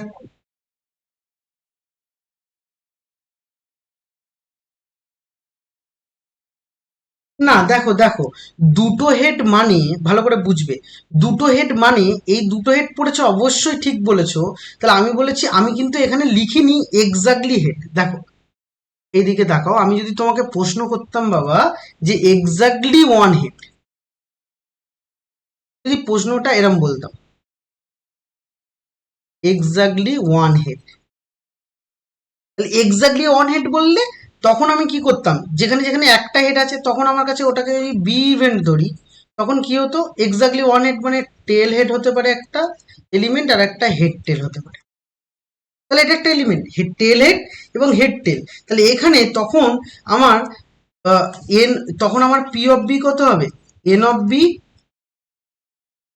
Divided by N of S. তাহলে এন অফ বি কত বাবা? এন অফ বি ডেফিনেটলি তুমি বলতেই পারবে, এন অফ বি হচ্ছে, এন অফ বি তখন হচ্ছে তোমার কাছে 2, আর এন অফ এস হচ্ছে তোমার কাছে হচ্ছে 4। তাহলে তখন 1/2 অ্যান্সার হবে। কিন্তু আমি এক্স্যাক্টলি কথাটা বলিনি, কিন্তু এক্স্যাক্টলি কথাটা বললে তখন কেস অন্য হতো। আমি বলেছি 1 হেড, মানে তোমাকে একটা হেড যেখানে যেখানে পড়েছে সেটাই নিতে হবে। বলো ক্লিয়ার নাকি না? তাহলে আমি প্রবাবিলিটির নাম্বার অফ টার্ম বা নাম্বার অফ প্রবাবিলিটি কিন্তু আমি এটাই পাবো, বা এটাই আমরা পেয়েছি বা পাবো। ঠিক আছে, এবার আমি কতগুলো রেজাল্টে আসি। কতগুলো রেজাল্ট বলতে কেমন, ভালো করে বুঝবে। তাহলে আমি প্রবাবিলিটির একটাই ফর্মুলা অ্যাকচুয়ালি শিখলাম। এই ফর্মুলাটা একদম নোট ডাউন করবে। এই ফর্মুলাটা বললাম কি, যে কোনো একটা ইভেন্ট তার প্রবাবিলিটি বার করার নিয়ম হলো n of A divided by N of S. ঠিক আছে, তাহলে এটাই হচ্ছে আমার 1 নম্বর ফর্মুলা। তাহলে এই ফর্মুলাটা তোমাকে জানতে হচ্ছে। সেকেন্ড, আরো আমি ফর্মুলায় আসি, ভালো করে বোঝো। আরো ফর্মুলায় কি, দেখো, যদি কোনো নিশ্চিত ঘটনা হয় তার প্রবাবিলিটি কি হবে। তাহলে নাম্বার 2, এটাকে 1 নম্বর দিতে পারো। নাম্বার 2 বললাম কোনো নিশ্চিত ঘটনা, মানে কিরকম একটা এক্সাম্পল দিই। তুমি আমাকে প্রশ্ন করলে যে স্যার কালকের সূর্য ওঠার সম্ভাবনা কত, তাহলে আমি তোমাকে কি বলবো, যে অবশ্যই সূর্য উঠবেই। তাহলে সূর্য যদি ওঠেই, তাহলে তার প্রবাবিলিটি আমি যদি বলি যে পি অফ এ, এটা সর্বদা 1 হবে। কেন? কারণ হচ্ছে, না সূর্য উঠবেই, তাহলে সূর্য উঠবে মানে একটা নিশ্চিত ঘটনা। বা আমি তোমাকে বললাম যে একটা কয়েন, আবার সেম সেম কথা বলছি, যে একটা কয়েনকে টস করো, এই কয়েনে টস করলে আমি বলছি যে হেড এবং টেল, হেড অথবা টেল পড়ার সম্ভাবনা কত। তাহলে এখানে কি হবে, হেড অথবা টেলই তো পড়বে, আর বাইরে তো কিছু হবে না। এবং এখানে আরেকটা কথা বলে রাখি, কয়েনটা হতে হবে আনবাইসড, আনবাইসড কয়েন। আনবাইসড কয়েন মানে ঝুঁকিহীন, বাংলায় বলা হচ্ছে ঝুঁকিহীন। এই কথাটা কিন্তু বইয়ের প্রশ্নে থাকবে, ঝুঁকিহীন। তুমি বলবে স্যার ঝুঁকিহীন মানে কি? ঝুঁকিহীন মানে আমরা টস করব বটে, কিন্তু কয়েনটা কখনোই হারিয়ে যাবে না, কয়েনটা কখনোই হচ্ছে খুঁজে পাবো না, বা কয়েনটা খারাপ কয়েন, দুটো কয়েনেই হেড আছে দুটো কয়েনে টেল আছে, এরকম কিন্তু হবেই না, কোনো দিনই হওয়া সম্ভবই নয়। তাহলে আমি কয়েন টস করলাম, সেই কয়েনটা এমন কখনোই হবে না যে কয়েন হারিয়ে গেল, কয়েন গুলিয়ে গেল, কয়েন হচ্ছে দুটো এমনভাবে টস করলাম যে কয়েন আর খুঁজে পাচ্ছি না, তাহলে এরকম কিন্তু হবেই না। বা এমন একটা কয়েন নিলাম যেখানে দুটো দুটো হেড আছে, বা যেখানে হচ্ছে দুটোই টেল আছে, উভয় দিকে টেল আছে, এমন কোনো কয়েন হবে না। তাই জন্য সেটাকে বলা হয় আনবাইসড কয়েন। ওরকম কয়েন হলে কিন্তু রেজাল্ট আমার অন্য হবে, এবং ওরকম কয়েন দিয়ে আমার প্রশ্ন আমার প্রয়োজনই হবে না এবং হবেই না, সেটা দিয়ে বার করা সম্ভব না। তাই জন্য শুরুতেই লেখা হয় আনবাইসড কয়েন। আনবাইসডের বাংলা হলো ঝুঁকিহীন, মানে কোনো ঝুঁকি থাকবে না যে পয়েন্ট হারিয়ে যাবে, পয়েন্ট গুলিয়ে যাবে, পয়েন্ট এদিক থেকে ওদিক চলে যাবে, এরকম কোনো কয়েন আমরা পাবোই না। ঠিক আছে, তাহলে আনবাইসড কয়েন তোমাকে বলা হলো হেড অথবা টেল পড়ার সম্ভাবনা কত। তাহলে তখন ডাইরেক্ট বলতে পারবো যে P of A equal two বাবা ওয়ানই হবে। এবার তুমি প্রশ্ন করতে পারো যে স্যার সেটা ওয়ান কেন হলো? কারণ এটা হচ্ছে নিশ্চিত ঘটনা, মানে ঘটবেই, মানে ঘটতে হবেই। ঠিক আছে, তাহলে এটা ঘটবেই। যেমন তুমি আরো সোজা সাপটা ভাষায় কি বলতে পারো, যে তোমরা তো খুব অখুশি আমি প্রতিদিন পড়াই বলে, তো তুমি বলতেই পারো যে স্যার অমুক দিন পড়ানোর সম্ভাবনা কত। তার মানে আমি পড়াবোই, তোমরা না বললেও পড়াবো, তার মানে এটা নিশ্চিত ঘটনা, তাহলে এটা হচ্ছে ওয়ান। তাহলে নিশ্চিত ঘটনার প্রবাবিলিটি কিন্তু সব সময় ওয়ান হবে। এবার প্রশ্ন হলো কোনো অনিশ্চিত ঘটনা মানে কিরকম? যেমন ওই যে বললাম একটা লুডুর ছক্কা বা ডাইস তুমি থ্রো করেছো, এই ডাইস থ্রো করেছো, আমি বলছি যে বাবা ডাইস থ্রো করলে 7 পাওয়ার সম্ভাবনা কত? 7 কোনোদিন পড়বে? তোমরা নিজেরাই বলো তো, যে একটা ডাইস থ্রো করলে 1 2 3 4 5 6 পাবে, কিন্তু 7 তো কোনোদিন আসবে না। তাহলে 7 কখনোই ডাইসে পড়বে না। তাহলে 7 যদি একটা ডাইসে না পড়ে, তাহলে এর সম্ভাবনা কত? এর সম্ভাবনা বলবো আমরা, বা প্রবাবিলিটি কত বলবো? 0 বলবো। তাহলে কোনো একটা নিশ্চিত যদি ঘটনা হয় তার প্রবাবিলিটি বাবা ওয়ান, কোনো একটা অনিশ্চিত যদি ঘটনা হয় তার প্রবাবিলিটি কত বাবা? 0। তাহলে অনিশ্চিত যদি ঘটনা হয়, বা যেটা হচ্ছে একেবারে ঘটা সম্ভব নয়, তাহলে এরম ঘটনা হলে তাকে আমরা বলবো যে ওই ঘটনাটা আমার কাছে হচ্ছে 0 হবে। তাহলে 0 মানে কি? 0 মানে এমন একটা ঘটনা যেটা কখনোই ঘটবে না, যেটা ঘটা সম্ভবই নয়, যেটা ঘটা একেবারে ইম্পসিবল, ঘটবেই না, ঘটা একেবারেই সম্ভব নয়, তার রেজাল্ট হবে 0। আর একটা নিশ্চিত ঘটনা, তার রেজাল্ট হবে 1। তাহলে এর থেকে কি বুঝলাম বাবা, যে যে কোনো একটা ঘটনা যদি হয় তাহলে তার প্রবাবিলিটি 0 এবং 1 এর মধ্যে বিলং করবে। খুব ইম্পর্টেন্ট কথা, ক্লাস 12-এ উঠেও এই কথাটাই লাগবে, যে যে কোনো কিছুর ঘটনা 0 এবং 1 এর মধ্যে বিলং করবে। তার মানে যে কোনো ইভেন্টকে তুমি প্রবাবিলিটি ফাইন্ড করো, সেটা 0 আর 1 এর মধ্যে থাকবে। 0 আর 1 এর বাইরে যদি বেরিয়ে যায়, তাহলে তুমি হয় অঙ্ক ভুল করেছো, নতুবা কোয়েশ্চেন ভুল আছে। ক্লিয়ার? তাহলে 0 এবং 1 এই দুটোর মধ্যেই যে কোনো ইভেন্ট থাকতে পারে। তাহলে যে কোনো ইভেন্ট থাকতে পারে, এমন হচ্ছে 0 এবং 1। এবার কিছু কথায় আসি, কিরকম কথা? ধরো সাপোজ তোমাকে আমি বললাম, ভালো করে বোঝো, ধরো সরি,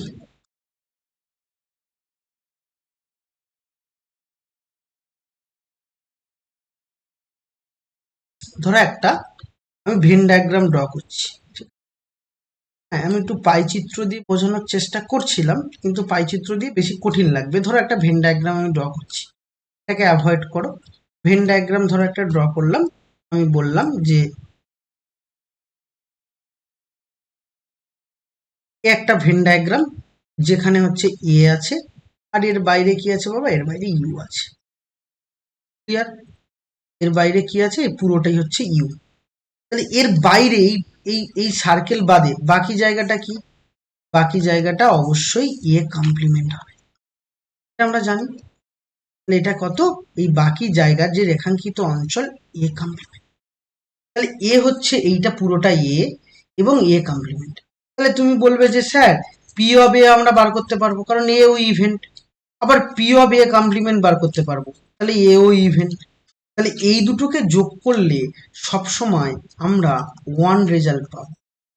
হয়তো কারুর মাথার উপর দিয়ে এটা বেরিয়ে যেতে পারে, আমি একটু ডিটেলসে বলি, ভালো করে বোঝো, মন দিয়ে বুঝবে, ঠিক আছে? আমি কি বলছি, ধরো আমি তোমাকে বললাম যে এই হচ্ছে একটা ইউ। ইউ মানে কি? ইউ মানে হচ্ছে তোমার টোটাল সাবজেক্ট। এই হচ্ছে ইউ। ইউ বলতে কি? ইউ হচ্ছে তোমার টোটাল সাবজেক্ট। তাহলে টোটাল সাবজেক্ট কি আছে বাবা? ইউ এর মধ্যে তোমার সাবজেক্টগুলো কি কি? না আমি বলছি, ধরো বেঙ্গলি আছে, ইংলিশ আছে, আর ধরো তোমার ম্যাথ আছে, আর ধরো ফিজিক্স আছে, বায়োলজি আছে। তাহলে এই হচ্ছে টোটাল সাবজেক্ট। আর একটা ধরো কেমিস্ট্রি আছে, ঠিক আছে? এই হচ্ছে টোটাল সাবজেক্ট। যাদের কম্পিউটার সায়েন্স তারা সিটাকে কম্পিউটার সায়েন্স হিসেবেই ভাবতে পারো। যাই হোক, না তাদের আবার এখানে কিছু বায়োলজি বাদ চলে যাবে। যাই হোক, তোমাদের এটাই আছে ধরে নাও, ঠিক আছে? তাহলে ইউ একটা কয়। আমি তোমায় বলছি, আচ্ছা বাবা, ম্যাথে ম্যাথে 90 পাওয়ার সম্ভাবনা বার করো, ম্যাথে 90% পাওয়ার সম্ভাবনা বার করো। এবং তাহলে তুমি কি করবে বাবা, যে ম্যাথের রেজাল্টে আমি 19 পাচ্ছি নাকি না পাচ্ছি না, ম্যাথের রেজাল্টটা 90 পাচ্ছি নাকি পাচ্ছি না। তাহলে এই হচ্ছে কেস। ধরো ম্যাথে তুমি 90 যদি পাও, তাহলে তার সম্ভাবনা আমি ফাইন করতে পারবো। 90 পাচ্ছি না, তার সম্ভাবনা ফাইন করতে পারবো। কিন্তু আপাত মস্তক ভাবে তোমাদের এই সম্ভাবনাটা অ্যাকচুয়ালি জিরো হবে। কেন জানো? কারণ তোমরা 90 কোনোদিনও পাবে না, পড়াশোনা করো না তো, 90 কি করে পাবে? তাহলে 90 পাবে না, তাহলে এই সম্ভাবনা তো জিরো। আমি ভেবে নিলাম যে তোমরা কয়েকজন ধরো 90 পেলেও, 90 ধরো পেলো, তাহলে 90 যদি তোমরা কয়েকজন যদি 90 পাও, তাহলে তার একটা নির্দিষ্ট সম্ভাবনা থাকবে। ক্লিয়ার? তাহলে বাকি সাবজেক্টগুলো কোথায় আছে বাবা? বাকি সাবজেক্ট এই ফাঁকা জায়গায় বি আছে, বেঙ্গলি আছে, এখানে ধরো ইংলিশ আছে, তাহলে এখানে ধরো হচ্ছে তোমার ফিজিক্স আছে, এখানে কেমিস্ট্রি আছে, এখানে বায়োলজি আছে। তাহলে এরকম করে বাকি সাবজেক্টগুলো আছে। ক্লিয়ার? তাহলে এই বায়োলজিটাকে যেহেতু দুটো বি হয়ে গেছে, একটা বি ওয়ান ধরে নাও, এটা বি ওয়ান, তাহলে বায়োলজি আছে। তাহলে এরকম করে আছে সাবজেক্টগুলো। আমি যদি বলি যে সবকটা সাবজেক্টে 90 পাওয়ার সম্ভাবনা কত, বা সবকটা সাবজেক্টে 50 পাওয়ার সম্ভাবনা কত, এরকম যদি বার করতে বলি, তাহলে তোমার ম্যাথের ক্ষেত্রেও বার করতে হবে এবং বাকি জায়গাটাও বার করতে হবে। তাহলে এইরকম যদি আমি ঘটনা ঘটে, তাহলে তুমি এর প্রবাবিলিটি কত বলবে? এর প্রবাবিলিটি 1ই হবে। কারণ কি? এইটা এ এবং বাকি সাবজেক্টগুলো এ কমপ্লিমেন্ট। তাহলে পি অফ এ বললাম, আর একটা কি বললাম বাবা? পি অফ এ কমপ্লিমেন্ট বললাম। তাহলে এই দুটো যদি যোগ করো, তাহলে তো কত পাবে বাবা? 1ই পাবে। 1 পাওয়ার বাইরে কিছুই হবে না। কারণ কি? এর বাইরে আর তো বাবা সেটই নেই, এটাই তোমার কাছে এ সেট, এর বাইরে এ কমপ্লিমেন্ট। তাহলে দুটো সেট এ এবং এ কমপ্লিমেন্ট, এই দুটো যদি যোগ করো, তাহলে তার রেজাল্ট সব সময় 1ই হবে, 1-এর বাইরে কিছু হবে না। আশা করি বুঝতে পেরেছো। তাহলে একটা ঘটনা এ, তার পরিপূরক ঘটনা এ কমপ্লিমেন্ট, তাহলে এই দুটো যদি তুমি যোগ করো, তাহলে কি পাবে? তাহলে অবশ্যই সেটার রেজাল্ট এ পাবে। তাহলে কি কি বললাম একবার একটু মাথা ঘামিয়ে নাও, একটু বুঝে নাও। যে পি অফ এ মানে এ ইভেন্টের প্রবাবিলিটি, যেটাকে বলছি N of A divided by N of S. A বলতে ইভেন্ট, এস বলতে স্যাম্পল স্পেস। এবং যে কোনো ঘটনা যদি নিশ্চিত হয়, মানে ঘটবেই, তাহলে তার প্রবাবিলিটি 1 হয়। যে কোনো ঘটনা, যে কোনো ঘটনা নিশ্চিত নয়, যে কোনো ঘটনা নিশ্চিত নয়, তাহলে এর প্রবাবিলিটি কত হবে? 0 হবে। তাহলে যে কোনো ঘটনা নিশ্চিত নয়, এর প্রবাবিলিটি কত হবে? 0। তাহলে যে কোনো ঘটনা যদি নিশ্চিত হয়, তাহলে এর প্রবাবিলিটি কত? 1 হবে। তাহলে এটা হলো। এবার নেক্সট আমি কি বলেছি? আর একটা ঘটনা, যে যে কোনো ঘটনার প্রবাবিলিটি সবসময় 0 এবং 1-এর মধ্যে বিলং করে। এখানে 1টা বাবা মিস করে গেছিলাম, তখন তোমরা কেউ বলনি, যাই হোক লিখে নাও। তাহলে 0 এবং 1-এর মধ্যে বিলং করবে। তাহলে যে কোনো ঘটনা কি বললাম? 0 এবং 1-এর মধ্যে কিন্তু বিলং করবে। তাহলে এটা 0 এবং 1-এর মধ্যে। আর কি বললাম, যে কোনো ঘটনা এবং তার পরিপূরক ঘটনা, এই দুটোর যোগফল সব সময় কি হবে বাবা, 1 হবে। আশা করি বুঝতে পেরেছো।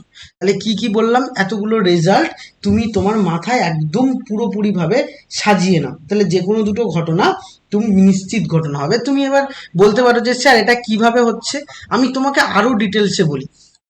দেখো, ভালো করে থিওরি বোঝো, থিওরি যদি বুঝতে পারো অঙ্ক করতে গিয়ে তোমার কোনো সমস্যা হবে না। যদি থিওরি গন্ডগোল করো তাহলে অঙ্ক করতে গিয়ে সমস্যা হবে। ধরো এই হচ্ছে আমার কাছে ইউ, ক্লিয়ার? এটা হচ্ছে তোমার কাছে ইউ। এবার এইটা তোমার কাছে কি বাবা, এটা হচ্ছে তোমার কাছে এ। আর এর এ বাইরে কি আছে বাবা, এর বাইরে এ কমপ্লিমেন্ট। তাহলে তুমি বলতে পারো না বাবা যে এ ইউনিয়ন এ কমপ্লিমেন্ট এটা সমান সমান ইউই হবে। তুমি এবার প্রশ্ন করতে পারো যে স্যার এটা কিভাবে হলো, তুমি দেখো না, ডায়াগ্রামে বেস করে দেখো না। এ একটা ইভেন্ট, বা সরি তুমি ছেড়েই দাও, ধরো এ একটা সেট আর এ কমপ্লিমেন্ট, এই দুটোর ইউনিয়ন করলে কি হবে, কমন প্লাস রেস্ট, তাহলে সেটা কি হবে, ইউই হবে। তাহলে আমি যদি এখন বোথ সাইড পি লাগিয়ে দেই, তাহলে তুমি বলতে পারবে যে P of U, P of U মানে কি, ইউ মানে পুরো সেট, তাহলে এর ইভেন্ট কত, 1। তাহলে পি অফ এ, আর ইউনিয়ন মানে কি, যোগ, তাহলে P of A plus P of A complement, এটা সমান সমান কত বাবা, 1। তাহলে এই রেজাল্টটার প্রুফ তুমি এইভাবেও করতে পারো। তাহলে P of A plus P of A complement এটা ইকুয়াল টু 1 হবে। তাহলে কতগুলো জিনিস তুমি মাথায় রেখেছো, যে দুটো জিনিস বললাম, একটা এ একটা ইভেন্ট, একটা এ কমপ্লিমেন্ট একটা ইভেন্ট, তাহলে এই দুটোর ইভেন্ট সর্বদা কি হবে বাবা, সব সময় হচ্ছে এই দুটোর ইভেন্টের যোগফল 1 হবে। এবার আরো কিছু থিওরি বলি, যে থিওরি তোমার জানা, কিন্তু কারণ আমি যখন তোমাকে সেট পড়াই সবকিছু আলোচনা করে দিয়েছি, ঠিক আছে। এবার তোমাকে আরো সুন্দর কতগুলো জিনিসের সম্পর্কে মানে তোমাকে আলোচনা করি। ধরো তোমাকে বলা হলো এই একটা সেট এবং তার সাথে এই একটা সেট, তাহলে বাবা এটা কি সেট বাবা, এটা এ সেট, এবং এইটা কি সেট বাবা, এটা বি সেট। তাহলে একটা সেট এ এবং একটা সেট বি, এই পুরোটা কি বাবা, এই পুরোটা হচ্ছে অবভিয়াসলি ইউনিয়ন, ক্লিয়ার? এই পুরোটা ইউনিয়ন। এবার আমি বলছি বাবা এখান থেকে আমি পিটা পরে আসছি, আমি ধরো এ ইউনিয়ন বি বার করছি। এবার তুমি কি বলতে পারবে যে স্যার এ ইউনিয়ন বি মানে এ হতে পারে, তারপরে কি হতে পারে, তারপরে হচ্ছে বি হতে পারে, এ হতে পারে, বি হতে পারে, এ পুরো, এ আর বি পুরোটা নিলাম। তাহলে পুরোটা নেওয়ার সময় ইন্টারসেকশন বাদ চলে যাচ্ছে, ইন্টারসেকশন দুবার ঘটছে, তাহলে তুমি এখানে বলতে পারবে যে এ ইন্টারসেকশন বি বাদ যাবে, মাইনাস হবে, এই দুটো প্লাস হবে। তাহলে এটা তুমি বলতে পারি। তাহলে এবার যদি আমি পি লাগিয়ে দিই, P of A union B, এটা সমান সমান আমি বলতে পারি বাবা যে P of A plus P of B, probability of B minus P of A intersection B হবে, তাই না? তাহলে P of A intersection B, তাহলে এটাও তুমি একটা ফর্মুলা হিসাবে কনসিডার করে রাখতে পারো। সেম ভাবে তিনটের ক্ষেত্রেও তুমি জানো, ধরো সেট নিয়ে বলি, সেটে হচ্ছে ধরো এই একটা সেট, এই একটা সেট, ঠিক আছে, এটা এ সেট, এটা বি সেট, আর এটা হচ্ছে ধরো তোমার কাছে সি সেট, ঠিক আছে, এটা হচ্ছে সি সেট। তাহলে তোমাকে বললাম যে প্রথমেই বললাম A union B union C তুমি ফাইন্ড করো, তাহলে কি পাবে, এ পাবে, বি পাবে, সি পাবে, তাহলে এইগুলো পাবে। নেক্সট, তাহলে তুমি এইগুলো বাদ দেবে, তাহলে এটাও তুমি ফর্মুলায় জানো যে এ ইন্টারসেকশন বি বাদ যাবে, এ ইন্টারসেকশন সি বাদ যাবে, বি ইন্টারসেকশন সি এটাও বাদ যাবে, আর তার সাথে কি বাদ যাবে, A intersection B intersection C এটাও বাদ যাবে। এটা যোগ হবে, অ্যাকচুয়ালি বাদ যাবে না, সরি মিস করেছি, যোগ হবে। এবার এটা এটা এটা কেন হয় সেটা তুমি জানো। তাহলে বোথ সাইড এখন যদি আমি পি লাগিয়ে দিই বা প্রবাবিলিটি লাগিয়ে দিই, তাহলে তুমি কি পাবে, P of A union B union C, এটা সমান পাবে P of A plus P of B, যেমন এন অফ করে করে লিখতাম, প্লাস পি অফ সি, তার সাথে মাইনাস যাচ্ছে P of A intersection B minus P of A intersection B minus P of A intersection C, তাহলে এটা হবে, এটা হবে। সরি, এটা বাবা মিস করেছি, এটা বি ইন্টারসেকশন সি করে দাও, আর কোনো সমস্যা হবে না। যাই হোক, plus P of A intersection B intersection C, এটাও আমরা আগে করেছি। তাহলে এই রেজাল্টটাও তোমার কিন্তু কাজে লাগছে, তাহলে এই রেজাল্টটাও তোমার কাজে লাগছে। তাহলে আশা করি তুমি খুব ভালো বুঝতে পেরেছো। তাহলে এই হচ্ছে তোমার রেজাল্ট। তাহলে এই রেজাল্টের উপর বেস করে আমরা বলতেই পারবো যে যেটা প্রবাবিলিটি। এবার কতগুলো নিশ্চিত ঘটনা বা অনিশ্চিত ঘটনার কতগুলো থিওরি আছে, আমি এতগুলো যদি তোমাকে বলতে চাই তাহলে তোমার মাথায় মনে হবে যে প্রবাবিলিটি খুব কঠিন একটা চ্যাপ্টার, বাজে একটা জিনিস স্যার পড়াচ্ছে, তো একটা অদ্ভুত রকম ফিল হবে। যে কারণে আমি একটু থেমে যাচ্ছি, থেমে অঙ্কের দিকে যাচ্ছি। আবার অঙ্কের মধ্যে মধ্যে কোনো থিওরি আসলে আমি তখন আলোচনা করে দেবো। তাহলে তুমি কি কি মনে রাখছো? দেখো, নিচের দুটো তোমাদের অজানা নয়, এটা তোমরা আগেই করেছো। আর উপর থেকে কি জানছো, যে উপর থেকে আরেকবার আলোচনা করে দেই। ফার্স্ট থিওরেম হচ্ছে কোনো একটা ঘটনা যার প্রবাবিলিটি বার করতে চাইলে n of A divided by N of S করবো। কারণ কি, এ ঘটনার প্রবাবিলিটি বা এ ঘটনার number of element divided by হচ্ছে স্যাম্পল স্পেসের নাম্বার অফ এলিমেন্ট। কোনো একটা ঘটনা যদি নিশ্চিত হয়, মানে ঘটবেই এমন একটা ঘটনা যার প্রবাবিলিটি তুমি বলবে 1। কোনো একটা ঘটনা একদম অনিশ্চিত, যেটা ঘটার কোনো রকম সম্ভাবনা নেই, তাহলে এরকম একটা ঘটনা যার প্রবাবিলিটি হচ্ছে 0। আবার কোনো একটা ঘটনা যার প্রবাবিলিটি 0 এবং 1 এর মধ্যে বিলং করবে, 0 এবং 1 এর মধ্যেই থাকবে, ঠিক আছে না? আবার কোনো একটা ঘটনা এবং যার কমপ্লিমেন্ট, এই দুটো যোগ করে কি পাবো বাবা? 1 পাবো, ঠিক আছে? আর কি ঘটনা আরো আমরা পাই, যে যেটা আমরা শুধু ক্লাস 11-এর ফার্স্ট সেমিস্টারে পড়েছি, তাহলে সেটাকেই শুধু এন অফ দিয়ে ফর্মুলা ছিল, এখন পি অফ দিয়ে ফর্মুলা। ব্যাস, এই কোটা জানলে তোমার হচ্ছে থিওরি পুরো আপাতত মোস্ট প্রবাবলি 90% কমপ্লিট হয়। এগুলো যদি খুব ভালো বুঝে থাকো, আমাদের দেখবে কোনো অঙ্কে অসুবিধা হবে না। কিন্তু একটা ইন্ডিপেন্ডেন্টের একটা থিওরি আছে, সেটা আমরা অঙ্ক করতে করতে বলছি। আগে পুরোটা মাথায় সাজাও, যদি কোনো কারোর ডাউট থাকে প্রশ্ন করো, কেমন? আমি তারপরে প্রবলেম সামনে যাচ্ছি।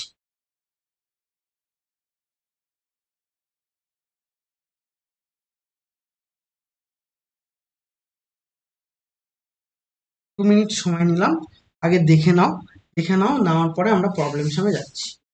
বইটা খোলো, যদি কোনো ডাউট থাকে প্রশ্ন করো। প্রশ্ন করলে খুব খুশি হব, কারণ আমি খুব প্রস্তুতি নিয়েছি তোমাদের উত্তর দেওয়ার জন্য, তাই প্রশ্নটা করো।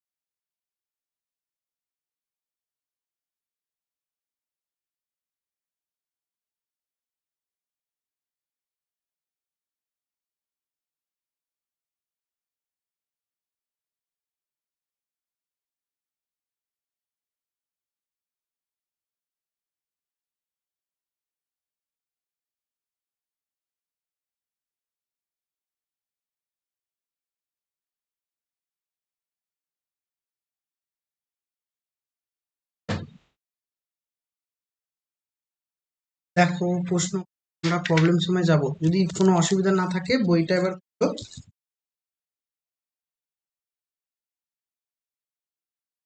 কি লিখবো? দাঁড়াও, তাহলে আমাকে অন্য একটা স্ক্রিন শেয়ার করতে হবে।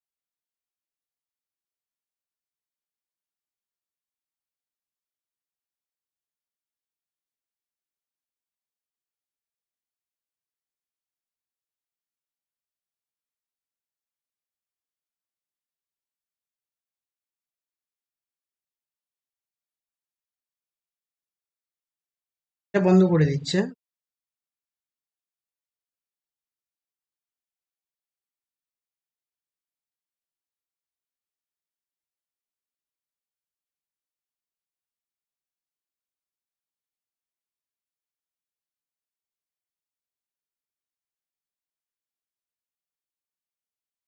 যাই হোক, একদম চলে এসো।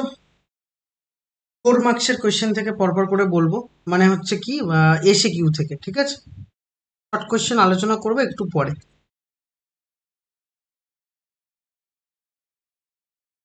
4 মার্কসের যে কোয়েশ্চেন আছে ওখান থেকে দেখো। এবার দেখতে পাচ্ছ নাকি না? আরো মোটা লাগবে? আর কত মোটা চাই বলো?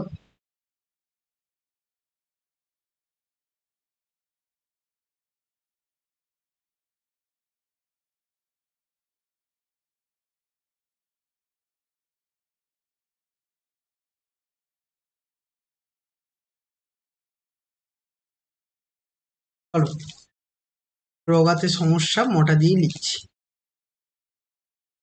Question number 1। আগে কি বলেছে কোয়েশ্চেনটা আগে বলি।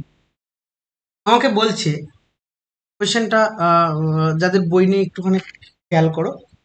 আমাকে বলছে এ আর বি দুটো সেট,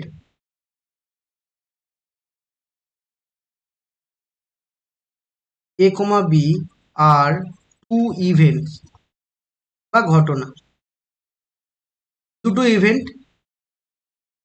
দেন প্রুভ করতে বলেছে P of A union B এটা less than P of A plus P of B, এটা প্রুভ করতে বলেছে।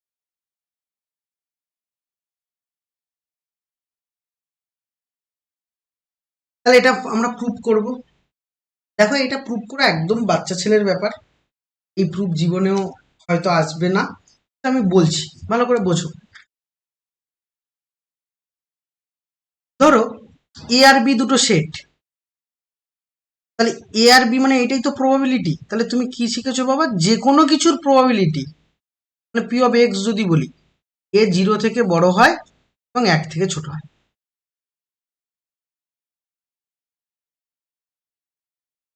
এটা আমরা জানি যে 0 থেকে বড় এবং 1 থেকে ছোট।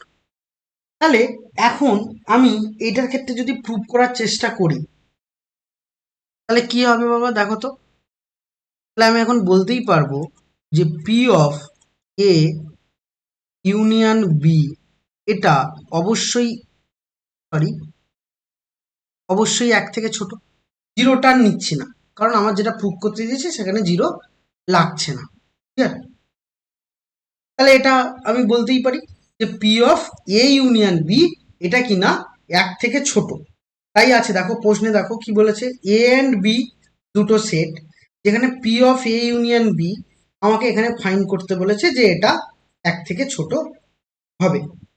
এবার তুমি ফর্মুলায় কি শিখেছিলে বাবা? ফর্মুলায় শিখেছো যে P of A A, P of হচ্ছে তোমার এ, যেটা যদি হয় তাহলে সেই রেসপেক্টে আমি তাহলে বলতেই পারবো এটা। এবার সেম ভাবে আমি আবারও বলতে পারবো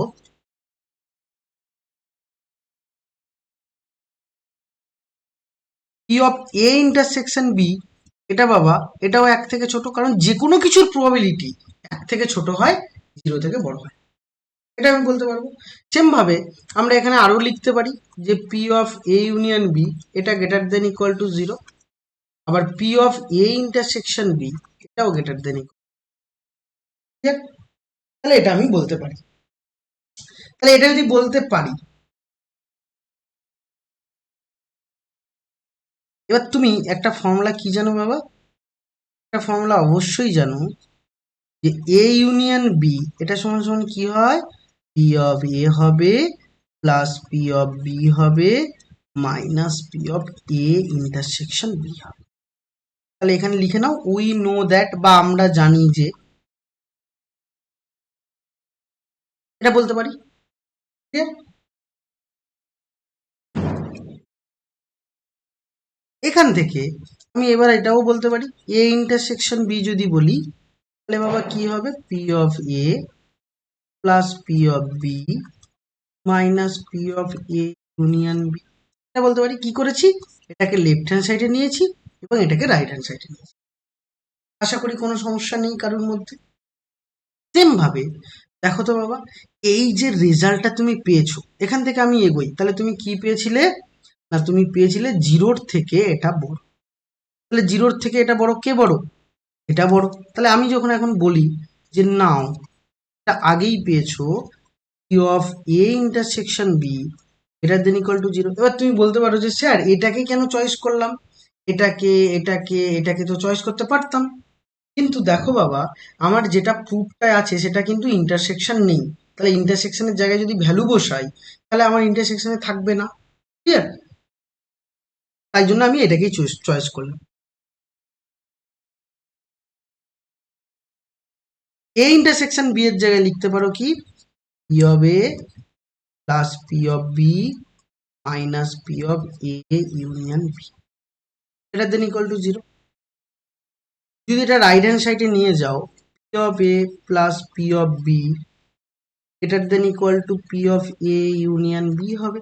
কেন? তাহলে এটাকে যদি ঘুরিয়ে লেখো, therefore P of A union B এটা less than equal to P of A plus P of B. এটাই আমাকে প্রুভ করতে দিয়েছিল, দেখো। হ্যাঁ, এটা আমার কাছে প্রুফ। আশা করি কোনো অসুবিধা নেই।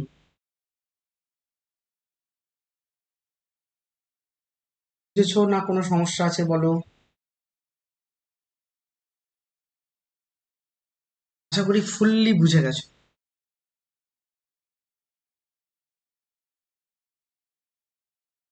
পরের প্রশ্ন।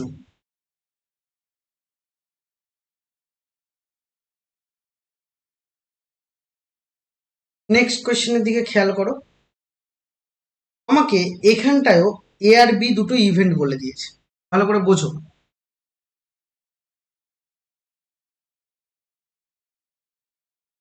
এখানে আবারও নেক্সট 2 নম্বর কোয়েশ্চেনে আসছি। হ্যাঁ, 2 নম্বর কোয়েশ্চেনটা লিখছি আমি। বলছে এ, সরি,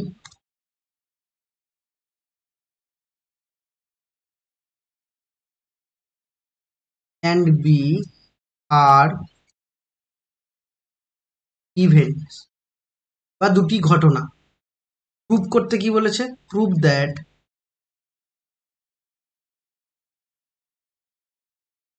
বলেছে P of A greater than equal to P of A intersection B greater than equal to P of A plus P of B minus one. এটা প্রুভ করতে দিয়েছে। এটাই হচ্ছে আমার কোয়েশ্চেন। তাহলে এর অ্যান্সার বলি, কোয়েশ্চেনটা লিখে নাও। যদি বই থাকে তাহলে দেখে নাও। এবার এর অ্যান্সারটা আমি কি বলছি, এই অ্যান্সারটা কি হবে। এটাই আমাকে এ আর বি দুটো ইভেন্ট বলেছে। দেখো, ভালো করে বুঝবে। তাহলে এই জায়গাটা থেকে আমি প্রুভ করতে পারি কিরকম ভাবে, দেখো। প্রথমত, A union B, sorry, A intersection B, এখান থেকে পি অফ এ এটা বড় বলেছে, বড় বলেছে। তো বড় যদি বলে, তাহলে আমি এখান থেকে কি করতে পারি, ভালো করে বোঝো। দেখো, আমি তোমার সামনে একটা ডায়াগ্রাম ড্র করছি। এটা রাফে এঁকে রাখো, পরীক্ষার সময় না আঁকলেও হবে।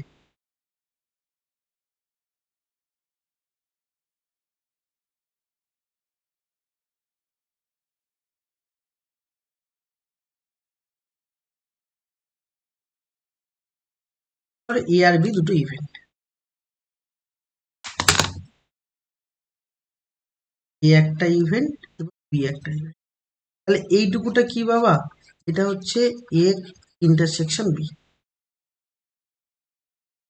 তাহলে এটা হচ্ছে এ ইন্টারসেকশন। ক্লিয়ার?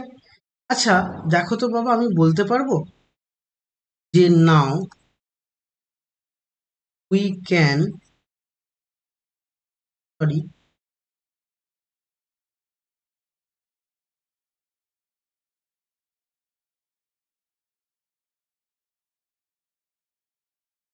সে আমরা বলতেই পারি যে এ ইন্টারসেকশন বি এর থেকে ছোট। দেখো বাবা, এই ছবিতে কি দেখতে পাচ্ছ? এটা তো এ ইন্টারসেকশন বি, এটা নিশ্চয়ই এ থেকে ছোট হবে, কারণ এটা তো এর থেকেও বড়, কারণ এর মধ্যেই ঢুকে আছে এ ইন্টারসেকশন বি, এটা এর থেকে বড়। তাহলে আমি বোথ সাইডে যদি প্রবাবিলিটি লাগিয়ে দিই, তাহলে P of A intersection B এটা less than equal to P of A হবে। এটা 1 নম্বর দিয়ে রেখে দাও। এটা কি করে পেলাম? ডায়াগ্রাম দেখেই পেলাম। নেক্সট আমি আবার কি বলতে পারবো, যে যে কোনো কিছুর প্রবাবিলিটি, ভালো করে বোঝো, যে কোনো কিছুর প্রবাবিলিটি সব সময় 1-এর থেকে ছোট হয়, তাই আমরা বলতে পারি। তাহলে যে কোনো কিছুর, আবার আমরা আরেকটা থিওরি জানি, তাহলে লেখো উই নো দ্যাট, বা আমরা জানি যে কি লিখবো, আমরা এটা ফর্মুলা জানি, P of A intersection sorry union B equal to, আমরা জানি P of A plus P of B minus P of A intersection. এটা আমাদের জানা।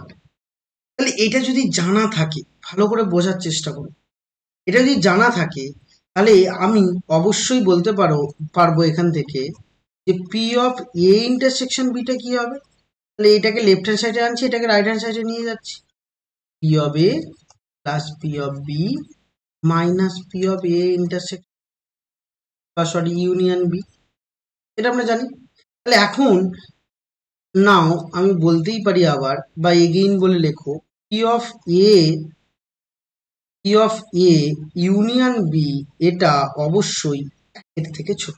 কারণ কি জানি, যে কোনো কিছুর প্রবাবিলিটি, এটা আমরা এক্ষুনি সূত্রে লিখেছি, 0 থেকে বড় হয় এবং 1-এর থেকে ছোট। তাহলে এটাও একটা প্রবাবিলিটি যেটা 1 থেকে ছোট। তাহলে P of A union B এর জায়গায় তুমি বসাতে পারবে P of A plus P of B minus P of A intersection B less than equal to 1। তাহলে এখান থেকে তুমি অবশ্যই বলতে পারবে P of A plus P of B less than equal to P of A intersection. ঘুরিয়ে যদি লেখো বাবা, তাহলে কি পাবে? P of A P of A intersection B greater than equal to P of A plus P of B. 2 নম্বর দাও। তাহলে 1 আর 2 থেকে, বলো বলছো? হ্যাঁ হ্যাঁ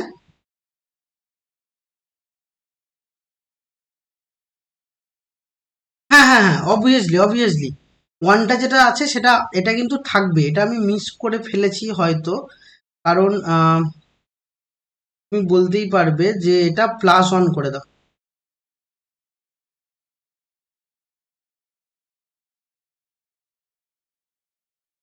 এটা +1 করে দাও। তাহলে এখানে কি হবে? -1 হবে, কারণ আমার কোশ্চেনেও -1 আছে। তাহলে ফ্রম 1 and 2,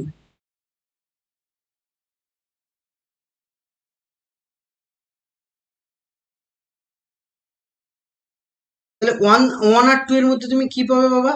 1 থেকে আর 2 এর মধ্যেই বলতে পারবে পি অফ এ এটা greater than equal to P of A intersection B greater than P of এ।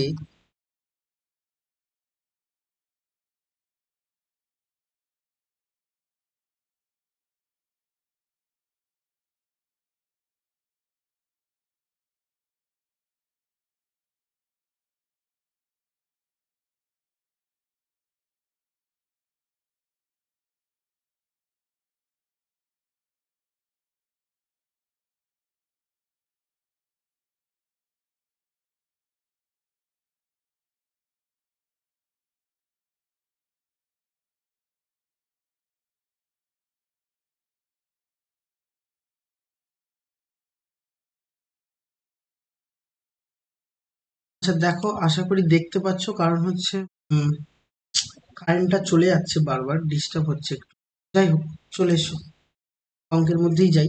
যাই হোক, তাহলে এটা বলতে পারবে P of A plus P of B minus one, দুটো থেকেই বলতে পারবে। এটাই আমাকে প্রুফ দিয়েছে। হ্যাঁ বলো, কিছু বলছো?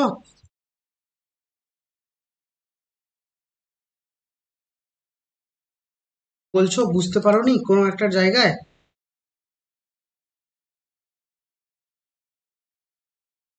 আচ্ছা, আমি বলছি, দেখো ভালো করে বোঝো। উই নো দ্যাট বলে লিখলাম। তাহলে এখান থেকে আমরা এই ফর্মুলা আগে জানি, আগে অঙ্কটাতেই ইউজ করেছি। তাহলে সেখান থেকে কি পাচ্ছ, যে এই জায়গাটা এবং এই দুটো জায়গা সেম। এবং এখান থেকে আমরা ক্যালকুলেশন করেছি লেস দ্যান ইকুয়াল টু করে, P of A P of B করে এরকম করে করেছি, ফর্মুলা ইউজ করেছি। তাহলে ওয়ান আর টু থেকে কি পাচ্ছি, বলছে P of A intersection B এর থেকে পি অফ এ বড়, আবার তার থেকে বড় P of A plus P of B minus one বড়। তাহলে এই দুটো কন্ডিশন থেকে আমি বলতে পারবো পি অফ এ থেকে এটা বড়, মানে পি অফ এ হচ্ছে এটার থেকে বড়, এবং তার থেকে বড় P of A P of B minus P of বা ওয়ান। যদি অসুবিধা হয় তাহলে একটা লাইন এইখানে এক্সট্রা করে নিতে পারো, এটাকে ঘুরিয়ে লেখো যে P of A greater than P of A intersection B. তার মানে কি, এ ইন্টারসেকশন বি এর থেকে এটা বড়, তার থেকে বড় আবার এটা। তাহলে এই দুটো কন্ডিশন থেকেই বলতে পারি এটা। ক্লিয়ার নাকি না কোনো অসুবিধা আছে? বলো, প্রশ্ন করো।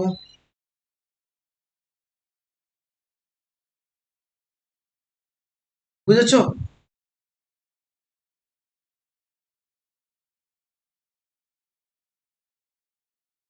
ওকে, নেক্সট আবারও বলি। নেক্সট কোয়েশ্চেন, পরবর্তী কোয়েশ্চেন কি বলেছে, কোয়েশ্চেনটা বলি। কোয়েশ্চেনটা কি আছে দেখো, এর আন্ডারে টু, যে এ অ্যান্ড বি আর টু সেট, দেন বা টু ইভেন্ট বলে লিখতে পারো, দেন, হ্যাঁ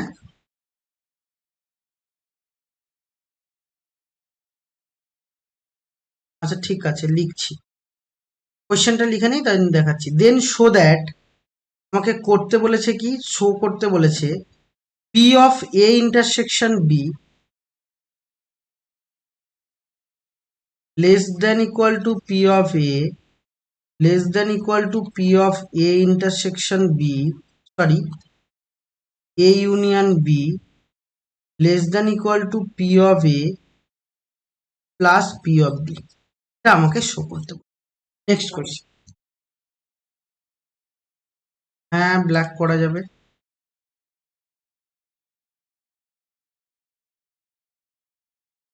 করেছি, করেছি, ব্ল্যাক করেছি, বাট অ্যাকচুয়ালি অসুবিধা হওয়ার কারণই হলো কারেন্টের জন্য একটু কারেন্ট আমার এখানে চলে যাচ্ছে বারবার, কেন জানি না। অ্যাকচুয়ালি ব্যাপার হচ্ছে যে তোমরা তো মানে পড়াশোনা করতে চাও না, তোমরা এই কামনা করছো বলে কারেন্টটা চলে যাচ্ছে।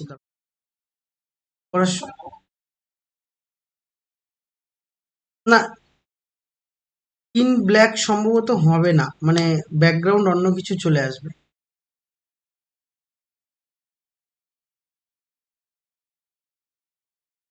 শুরু হয়ে যাচ্ছে না,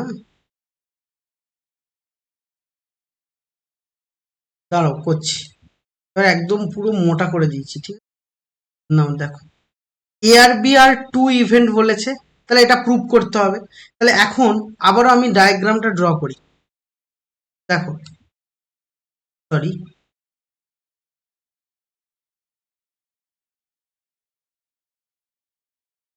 দেখো মোটা করে দিয়েছি কালিটা। ডায়াগ্রাম ড্র করছি। তাহলে এটা হচ্ছে এ,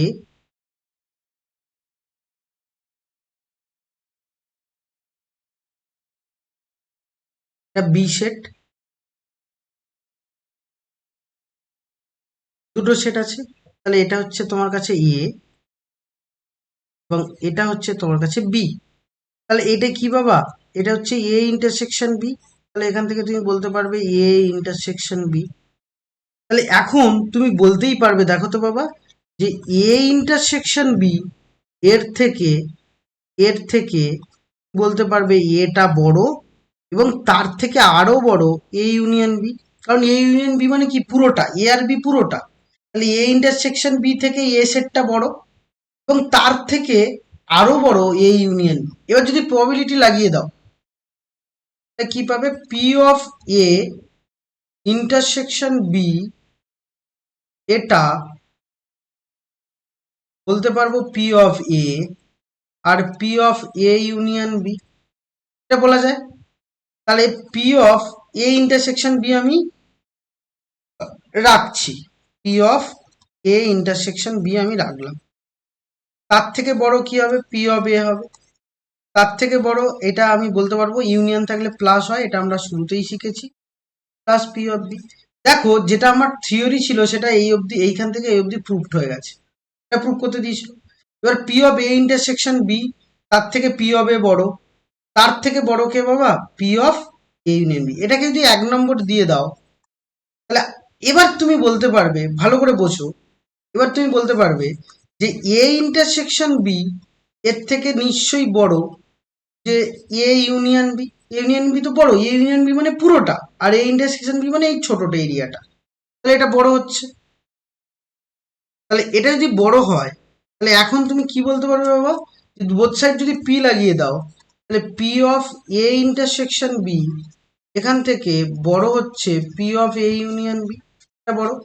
তাহলে এটা এবার 2 নম্বর দিয়ে দাও, তাহলে 1 আর 2 থেকে তুমি কি পাবে, দেখো ফ্রম 1 and 2,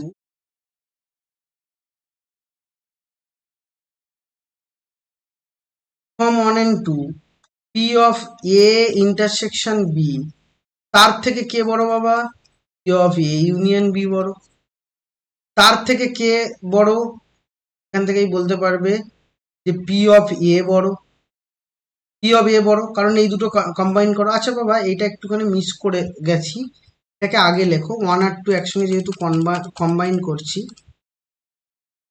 তাহলে এখন এর থেকে কে বড়, পি অফ এ বড়। তার থেকে কে বড়, P of A intersection B বড়।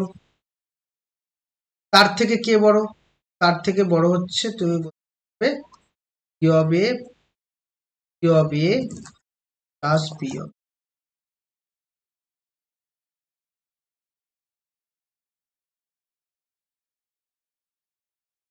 আগেরটার হেল্প নিয়েও এটা করতে পারো। বলো ক্লিয়ার, কারোর কোনো সমস্যা আছে থাকলে বলো, প্রশ্ন।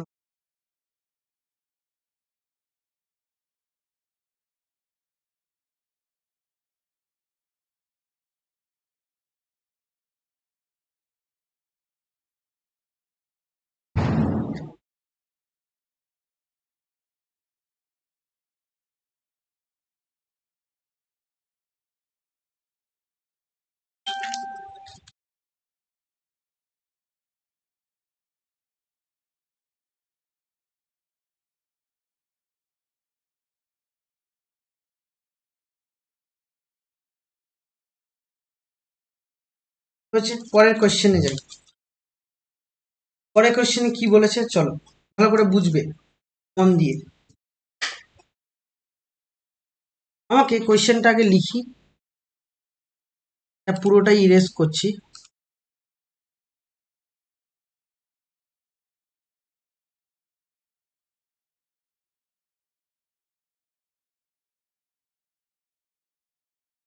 ভালো করে দেখো, কোশ্চেন নাম্বার 3 বলছে যে if P of A equal to A,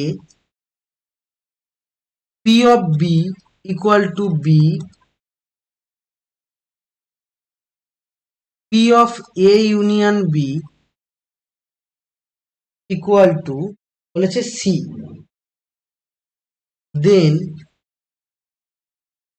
find, find করতে কি বলেছে, 1 নম্বর বলেছে P of A complement union B complement, number 2 বলেছে P of A complement union B, number 3 বলেছে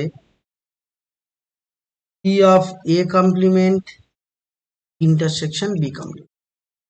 এটা জানতে চেয়েছে, তাহলে এটাকে আমি সলভ করতে চাইছি, ঠিক আছে। তাহলে ফার্স্ট অফ অল একদম শুরু থেকে দেখো, ভালো করে বোঝো বাবা, একদম 1 নম্বর কোয়েশ্চেন আমরা সলভ করছি। কোয়েশ্চেন নাম্বার 1, মানে এই আইটা, তাহলে এটা গিভেন আছে, কোয়েশ্চেন নাম্বার এটা বলেছে। তাহলে দেখো তো বাবা, এটা আমি বলতে পারবো P of A complement union B complement. আচ্ছা, তোমাদের যদি তোমরা ভুলে যাও, তা আমি একটু মনে করিয়ে দিই। আমরা ডি মর্গানস ল সম্পর্কে আলোচনা করেছিলাম। কখন করেছিলাম? যখন আমরা ক্লাস 11-এর ফার্স্ট সেমিস্টারে পড়তাম। কি বলেছিলাম? De Morgan's law. যদি ভুলে যাও পাশে লিখে নাও, এটাকে বলা হয় ডি মর্গানস ল।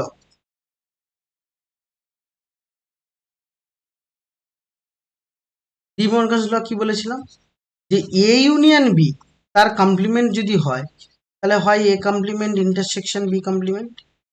আবার বলেছিলাম এ ইন্টারসেকশন বি তার কমপ্লিমেন্ট যদি হয়, তাহলে বাবা কি বলেছি? A complement union B complement. ঠিক আছে? তাহলে এখন আমি বলতে পারবো দুটোর কমপ্লিমেন্ট আছে, তাহলে ডি মর্গানস ল অনুযায়ী কি বলতে পারবো বাবা? যে A union B, sorry A intersection B whole complement. কারণ তুমি এই ফর্মুলাটা অলরেডি জানো যে A complement union B complement যদি হয়, তাহলে A intersection B whole complement হয়। আবার তুমি আরেকটা ফর্মুলা শিখেছো কি বাবা? যে P of A plus P of A complement, এই দুটো কি হয় বাবা? তাহলে আমি এখন বলতেই পারি P of A complement equal to কত বাবা? 1 মাইনাস পি অফ এ হবে। তাহলে এইটা যদি এখানে অ্যাপ্লাই করি, তাহলে অবশ্যই বলতে পারবো 1 minus P of A intersection B. তাহলে এ ইন্টারসেকশন বি কত পেয়েছিলে? সি পেয়েছিলে, প্রশ্নে বলা ছিল, তাহলে 1 মাইনাস সি। এটাই হলো আমার অ্যান্সার। আশা করি কোনো সমস্যা নেই। তাই আছে আমার 1 মাইনাস সি আছে।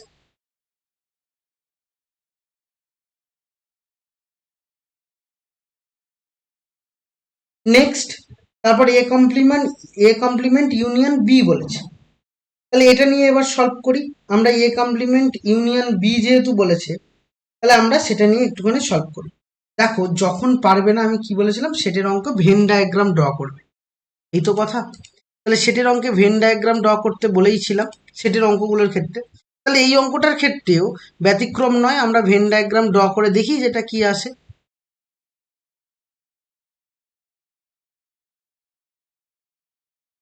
তাহলে এই হচ্ছে তোমার কাছে ডায়াগ্রাম। এখানে এ আছে,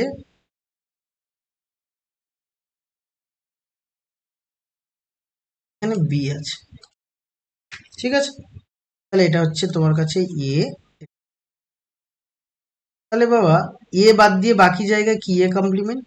এই জায়গাগুলো এ কমপ্লিমেন্ট, এই জায়গাগুলো এই সব কোটাই বাকি জায়গায় এ কমপ্লিমেন্ট। তার সাথে বি মানে কি? তার সাথে বি মানে এইটা। তাহলে এবার ডায়াগ্রামের দিকে তাকাও, আমাকে কি বলেছে বাবা? আমাকে এখানে বলেছে P of A complement intersection B. আমি এখন বলতে পারবো এ কমপ্লিমেন্ট ইন্টারসেকশন বি। তাহলে এটা মানে, তুমি দেখো তো বাবা, ভালো করে বুঝবে। এ কমপ্লিমেন্ট মানে এবার দিয়ে বাকি জায়গা, মানে যেগুলো দাগ টেনেছি সেই জায়গাগুলো এ কমপ্লিমেন্ট। তার সাথে বি এর ইন্টারসেকশন করলে ও ইউনিয়ন ছিল, তাহলে দাঁড়াও চেঞ্জ করে দিই, ইউনিয়ন। তাহলে এ কমপ্লিমেন্ট ইউনিয়ন যদি বি হয়, ভালো করে বুঝবে, এ কমপ্লিমেন্ট ইউনিয়ন যদি বি হয়, তাহলে আমি এখন এটাকে ডায়াগ্রামে অ্যাপ্লাই করছি, তার আগে এটাকে ভেঙে নিই। তাহলে আমি এটা সূত্রে জানি, এটা সূত্র কি হয়?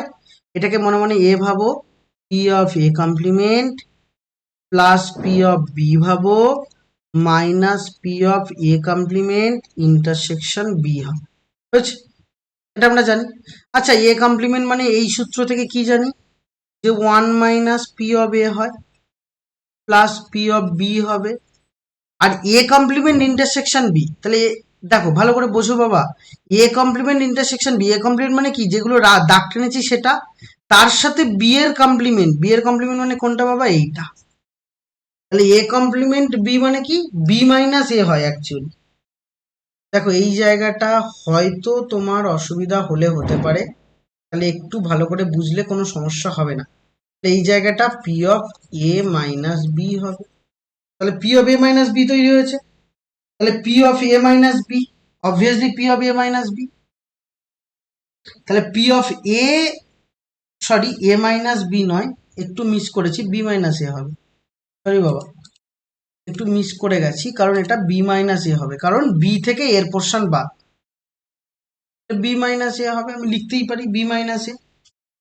তাহলে আরো ভালো করে বাবা লিখতেই পারি, ওয়ান মাইনাস পি অফ এর ভ্যালু কত, পি অফ এর ভ্যালু হচ্ছে এ ছিল, পি অফ বি এর ভ্যালু কত বাবা, বি ছিল। বি মাইনাস এ মানে এখানটায় ভালো করে বুঝবে বাবা, মন দিয়ে বোঝো, পি অফ বি মাইনাস এ মানে, তাহলে বি থেকে এ বাদ, তাহলে বি থেকে এ বাদ মানে আমি বলতেই পারবো যে মাইনাস পি অফ, এখানটায় দেখো আমি বলতেই পারবো P of B minus A intersection B. কারণ ছবির দিকে তাকাও, পুরো বি থেকে এই ইন্টারসেকশন বাদ দিলে তাহলেই আমার বি পাবো, তাহলে বি মাইনাস এ পাবো, তাই না? তাহলে বি ইন্টারসেকশন, তাহলে এখান থেকে আরো ভালো করে বলতে পারি বাবা, one minus A plus B minus P of B, আর মাইনাসে মাইনাসে plus P of A intersection, তাই তো? তাহলে এখান থেকে তুমি কি বলতে পারছো, এখান থেকে দেখো কি বলতে পারছো একটু বোঝো, এখান থেকে বলতে পারছো ওয়ান মাইনাস, সরি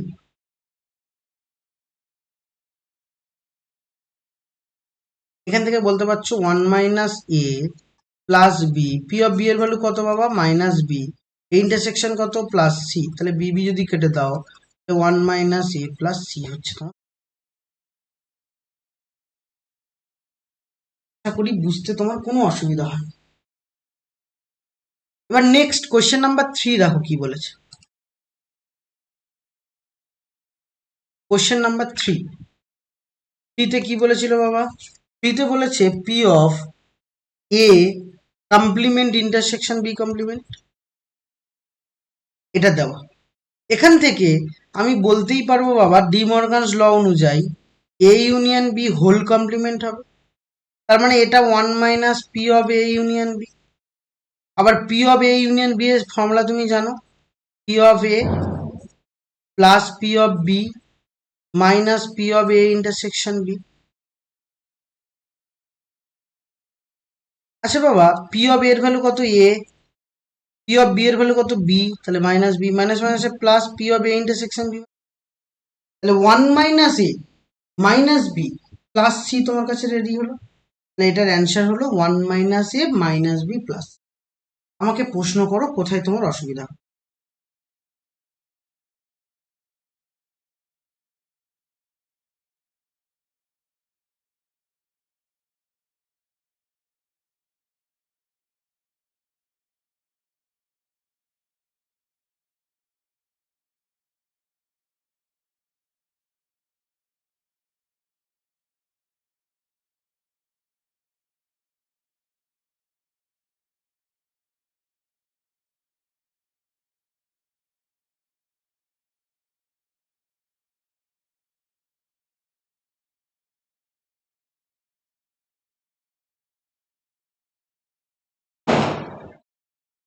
এবার কোয়েশ্চেন নাম্বার 4-এ আসি, ভালো করে বুঝবে।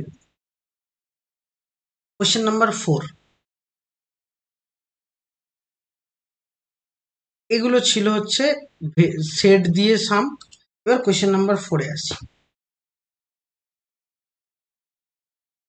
কোয়েশ্চেন নাম্বার 4 বলছে দেখো, দুটি ঝোঁকশূন্য পাশা, পাশা মানে তুমি ডাইস হিসাবে কনসিডার করতে পারো, এই দুটি পাশা বলছে ছোঁড়া হয়েছে বা নিক্ষিপ্ত করা হয়েছে। এবার কোয়েশ্চেন হলো যে তার, আমাকে প্রশ্ন করেছে যে নমুনা দেশ লেখো। নমুনা দেশ বলতে কি বাবা, নমুনা দেশ বলতে ভালো করে বোঝো, কোয়েশ্চেনটা কি, দুটি পাশা ছোড়া হয়েছে বা মানে ফেলা হয়েছে। এবার কোয়েশ্চেন হলো এর স্যাম্পেল স্পেস তোমাকে লিখতে বলেছে, ঠিক আছে? এবার নেক্সট, তারপর বলছে পাশা দুটিতে প্রাপ্ত অঙ্ক দুটির সমষ্টি 5 হওয়ার সম্ভাবনা কত। তাহলে কোয়েশ্চেন বলেছে, বেশ ভালো কোয়েশ্চেন। এবার আমরা প্রবলেম সঙ্গে যাচ্ছি, দেখো খুব সহজ লাগবে, আমি একটুখানি করি। তাহলে দুটো পাশা ছোড়া হয়েছে বা দুটো হচ্ছে ডাইস বা লুডুর ছক্কা ছোড়া হয়েছে, তাহলে স্যাম্পল স্পেস লিখতে বলেছে। এবার লেখো, আমি পুরো লিখাচ্ছি, বাংলায় প্রথমে লেখো, এস হলো নমুনা দেশ, লিখছো এস হলো নমুনা দেশ। তাহলে এবার লিখছো এস যেহেতু নমুনা দেশ, তাহলে এস বি দা ইংরেজিতে লেখো এস বি দা স্যাম্পল স্পেস। তাহলে এটা যদি স্যাম্পল স্পেস হয় তাহলে এস ইকুয়াল টু কি হবে বাবা? আমাকে কি বলেছে? পুরো নমুনা দেশ লিখতে বলেছে। কার দুটো পাশা ছড়া হয়েছে সেইটা। তাহলে দুটো পাশা বলতে কি কি? আমি বলতে পারি 1-1 পড়েছে, আবার বলতে পারি 1-2 পড়েছে, আবার 1-3 পড়েছে, তারপর 1-4 পড়েছে, তারপর 1-5 পড়েছে, তারপর 1-6 পড়েছে। এরকম ভাবে লিখতে পারি, কারণ প্রথমটাই সবার জন্য 1 এবং পরেরটাই সবার জন্য হচ্ছে 1-2-3-4-5-6-7-8-9-10 এরকম। সেম ভাবে 2 এর জন্য লিখতে পারি 2-1, 2-2-3 পড়েছে, 2-4 পড়েছে, 5 পড়েছে, 6 পড়েছে। এবার 3 এর জন্য লিখতে পারি 3-1, এরকম করে করে ডট ডট ডট করে পুরোটাই লিখতে হবে তোমায়, আমি লিখছি না। 3-1-3-2 এরকম করে করে লাস্ট টার্ম কি হবে? 6-6 পড়ে। এবার তোমার মনে প্রশ্ন হতে পারে যে স্যার এইটার নাম্বার অফ টার্ম কত? তুমি যদি গুণে দেখো নাম্বার অফ টার্ম হবে 36 বা 6 স্কোয়ার মানে 36, এটা মাথায় রাখবে। ঠিক আছে, এবার আমি এটার একটা শর্ট ট্রিক তোমাদের শিখিয়ে দিচ্ছি, তোমাদের গুণেও বার করতে পারবে। ধরো তোমাকে বলা হলো যে চারটে কয়েন টস করা হয়েছে, তাহলে স্যাম্পল স্পেস কত হবে? যদি এন অফ এস বার করতে বলে তাহলে তুমি কি করবে? টোটাল একটা কয়েনে কটা করে রেজাল্ট হয়? দুটো করে রেজাল্ট হয়, একটা হেড একটা টেল। তাহলে total result whole two the power number of coin চারটে, তার মানে চারটে, তার মানে অ্যান্সার হবে 2 টু দি পাওয়ার 4। এখানেও কটা পাশা থ্রো করা হয়েছে, কটা ডাইস থ্রো করা হয়েছে? দুটো। তাহলে রেজাল্ট কটা একটা ডাইসের? 6টা করে, তাই 6 টু দি পাওয়ার 2। তাহলে total result whole two the power number of coin বা নাম্বার অফ ডাইস। এই সূত্র যদি মনে রাখতে পারো তাহলে তোমার পরীক্ষা হলে আর গুণে সময় নষ্ট করতে হবে না। তাহলে স্যাম্পল স্পেস কটা আছে? 6 স্কোয়ার মানে 36। এবার প্রশ্ন করা হয়েছে যে এ হচ্ছে এমন ইভেন্ট, যে ইভেন্টটা ওই যে দুটো নাম্বার পেয়েছি সেই নাম্বারগুলোর যোগফল হচ্ছে 6 হবে। ভালো করে বোঝো, তাই আছে আমার কোয়েশ্চেনে। তাহলে এবার তোমরা লেখো যে লেট, বাংলায় বলছি, let A B the event,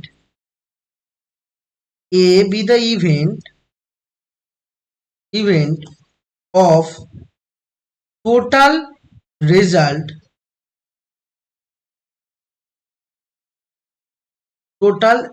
total sum of result, sum of two result B কত? দুটো রেজাল্টের যোগফল কত বলেছে ওরা? 5 হবে। 5 হবে, তাহলে দুটো রেজাল্টের যোগফল যেহেতু 5, তাহলে বাবা কি হবে? এ এ ফার্স্ট বার করো। তাহলে 5 কখন কখন হবে? একের সঙ্গে যদি 4 পড়ে বাবা তবে 5 হবে, 2 যখন পড়ছে তখন 3 পড়লে 5 হবে, 3 যখন পড়ছে তখন 2 পড়লে 5 হবে, 4 যখন পড়ছে তখন 1 পড়লে 5 হবে। এবার দেখো বাবা 6-এর জন্য কিন্তু হবে না, কারণ 6-এ 5 হওয়ার সম্ভাবনা নেই। তাহলে এন হবে কত?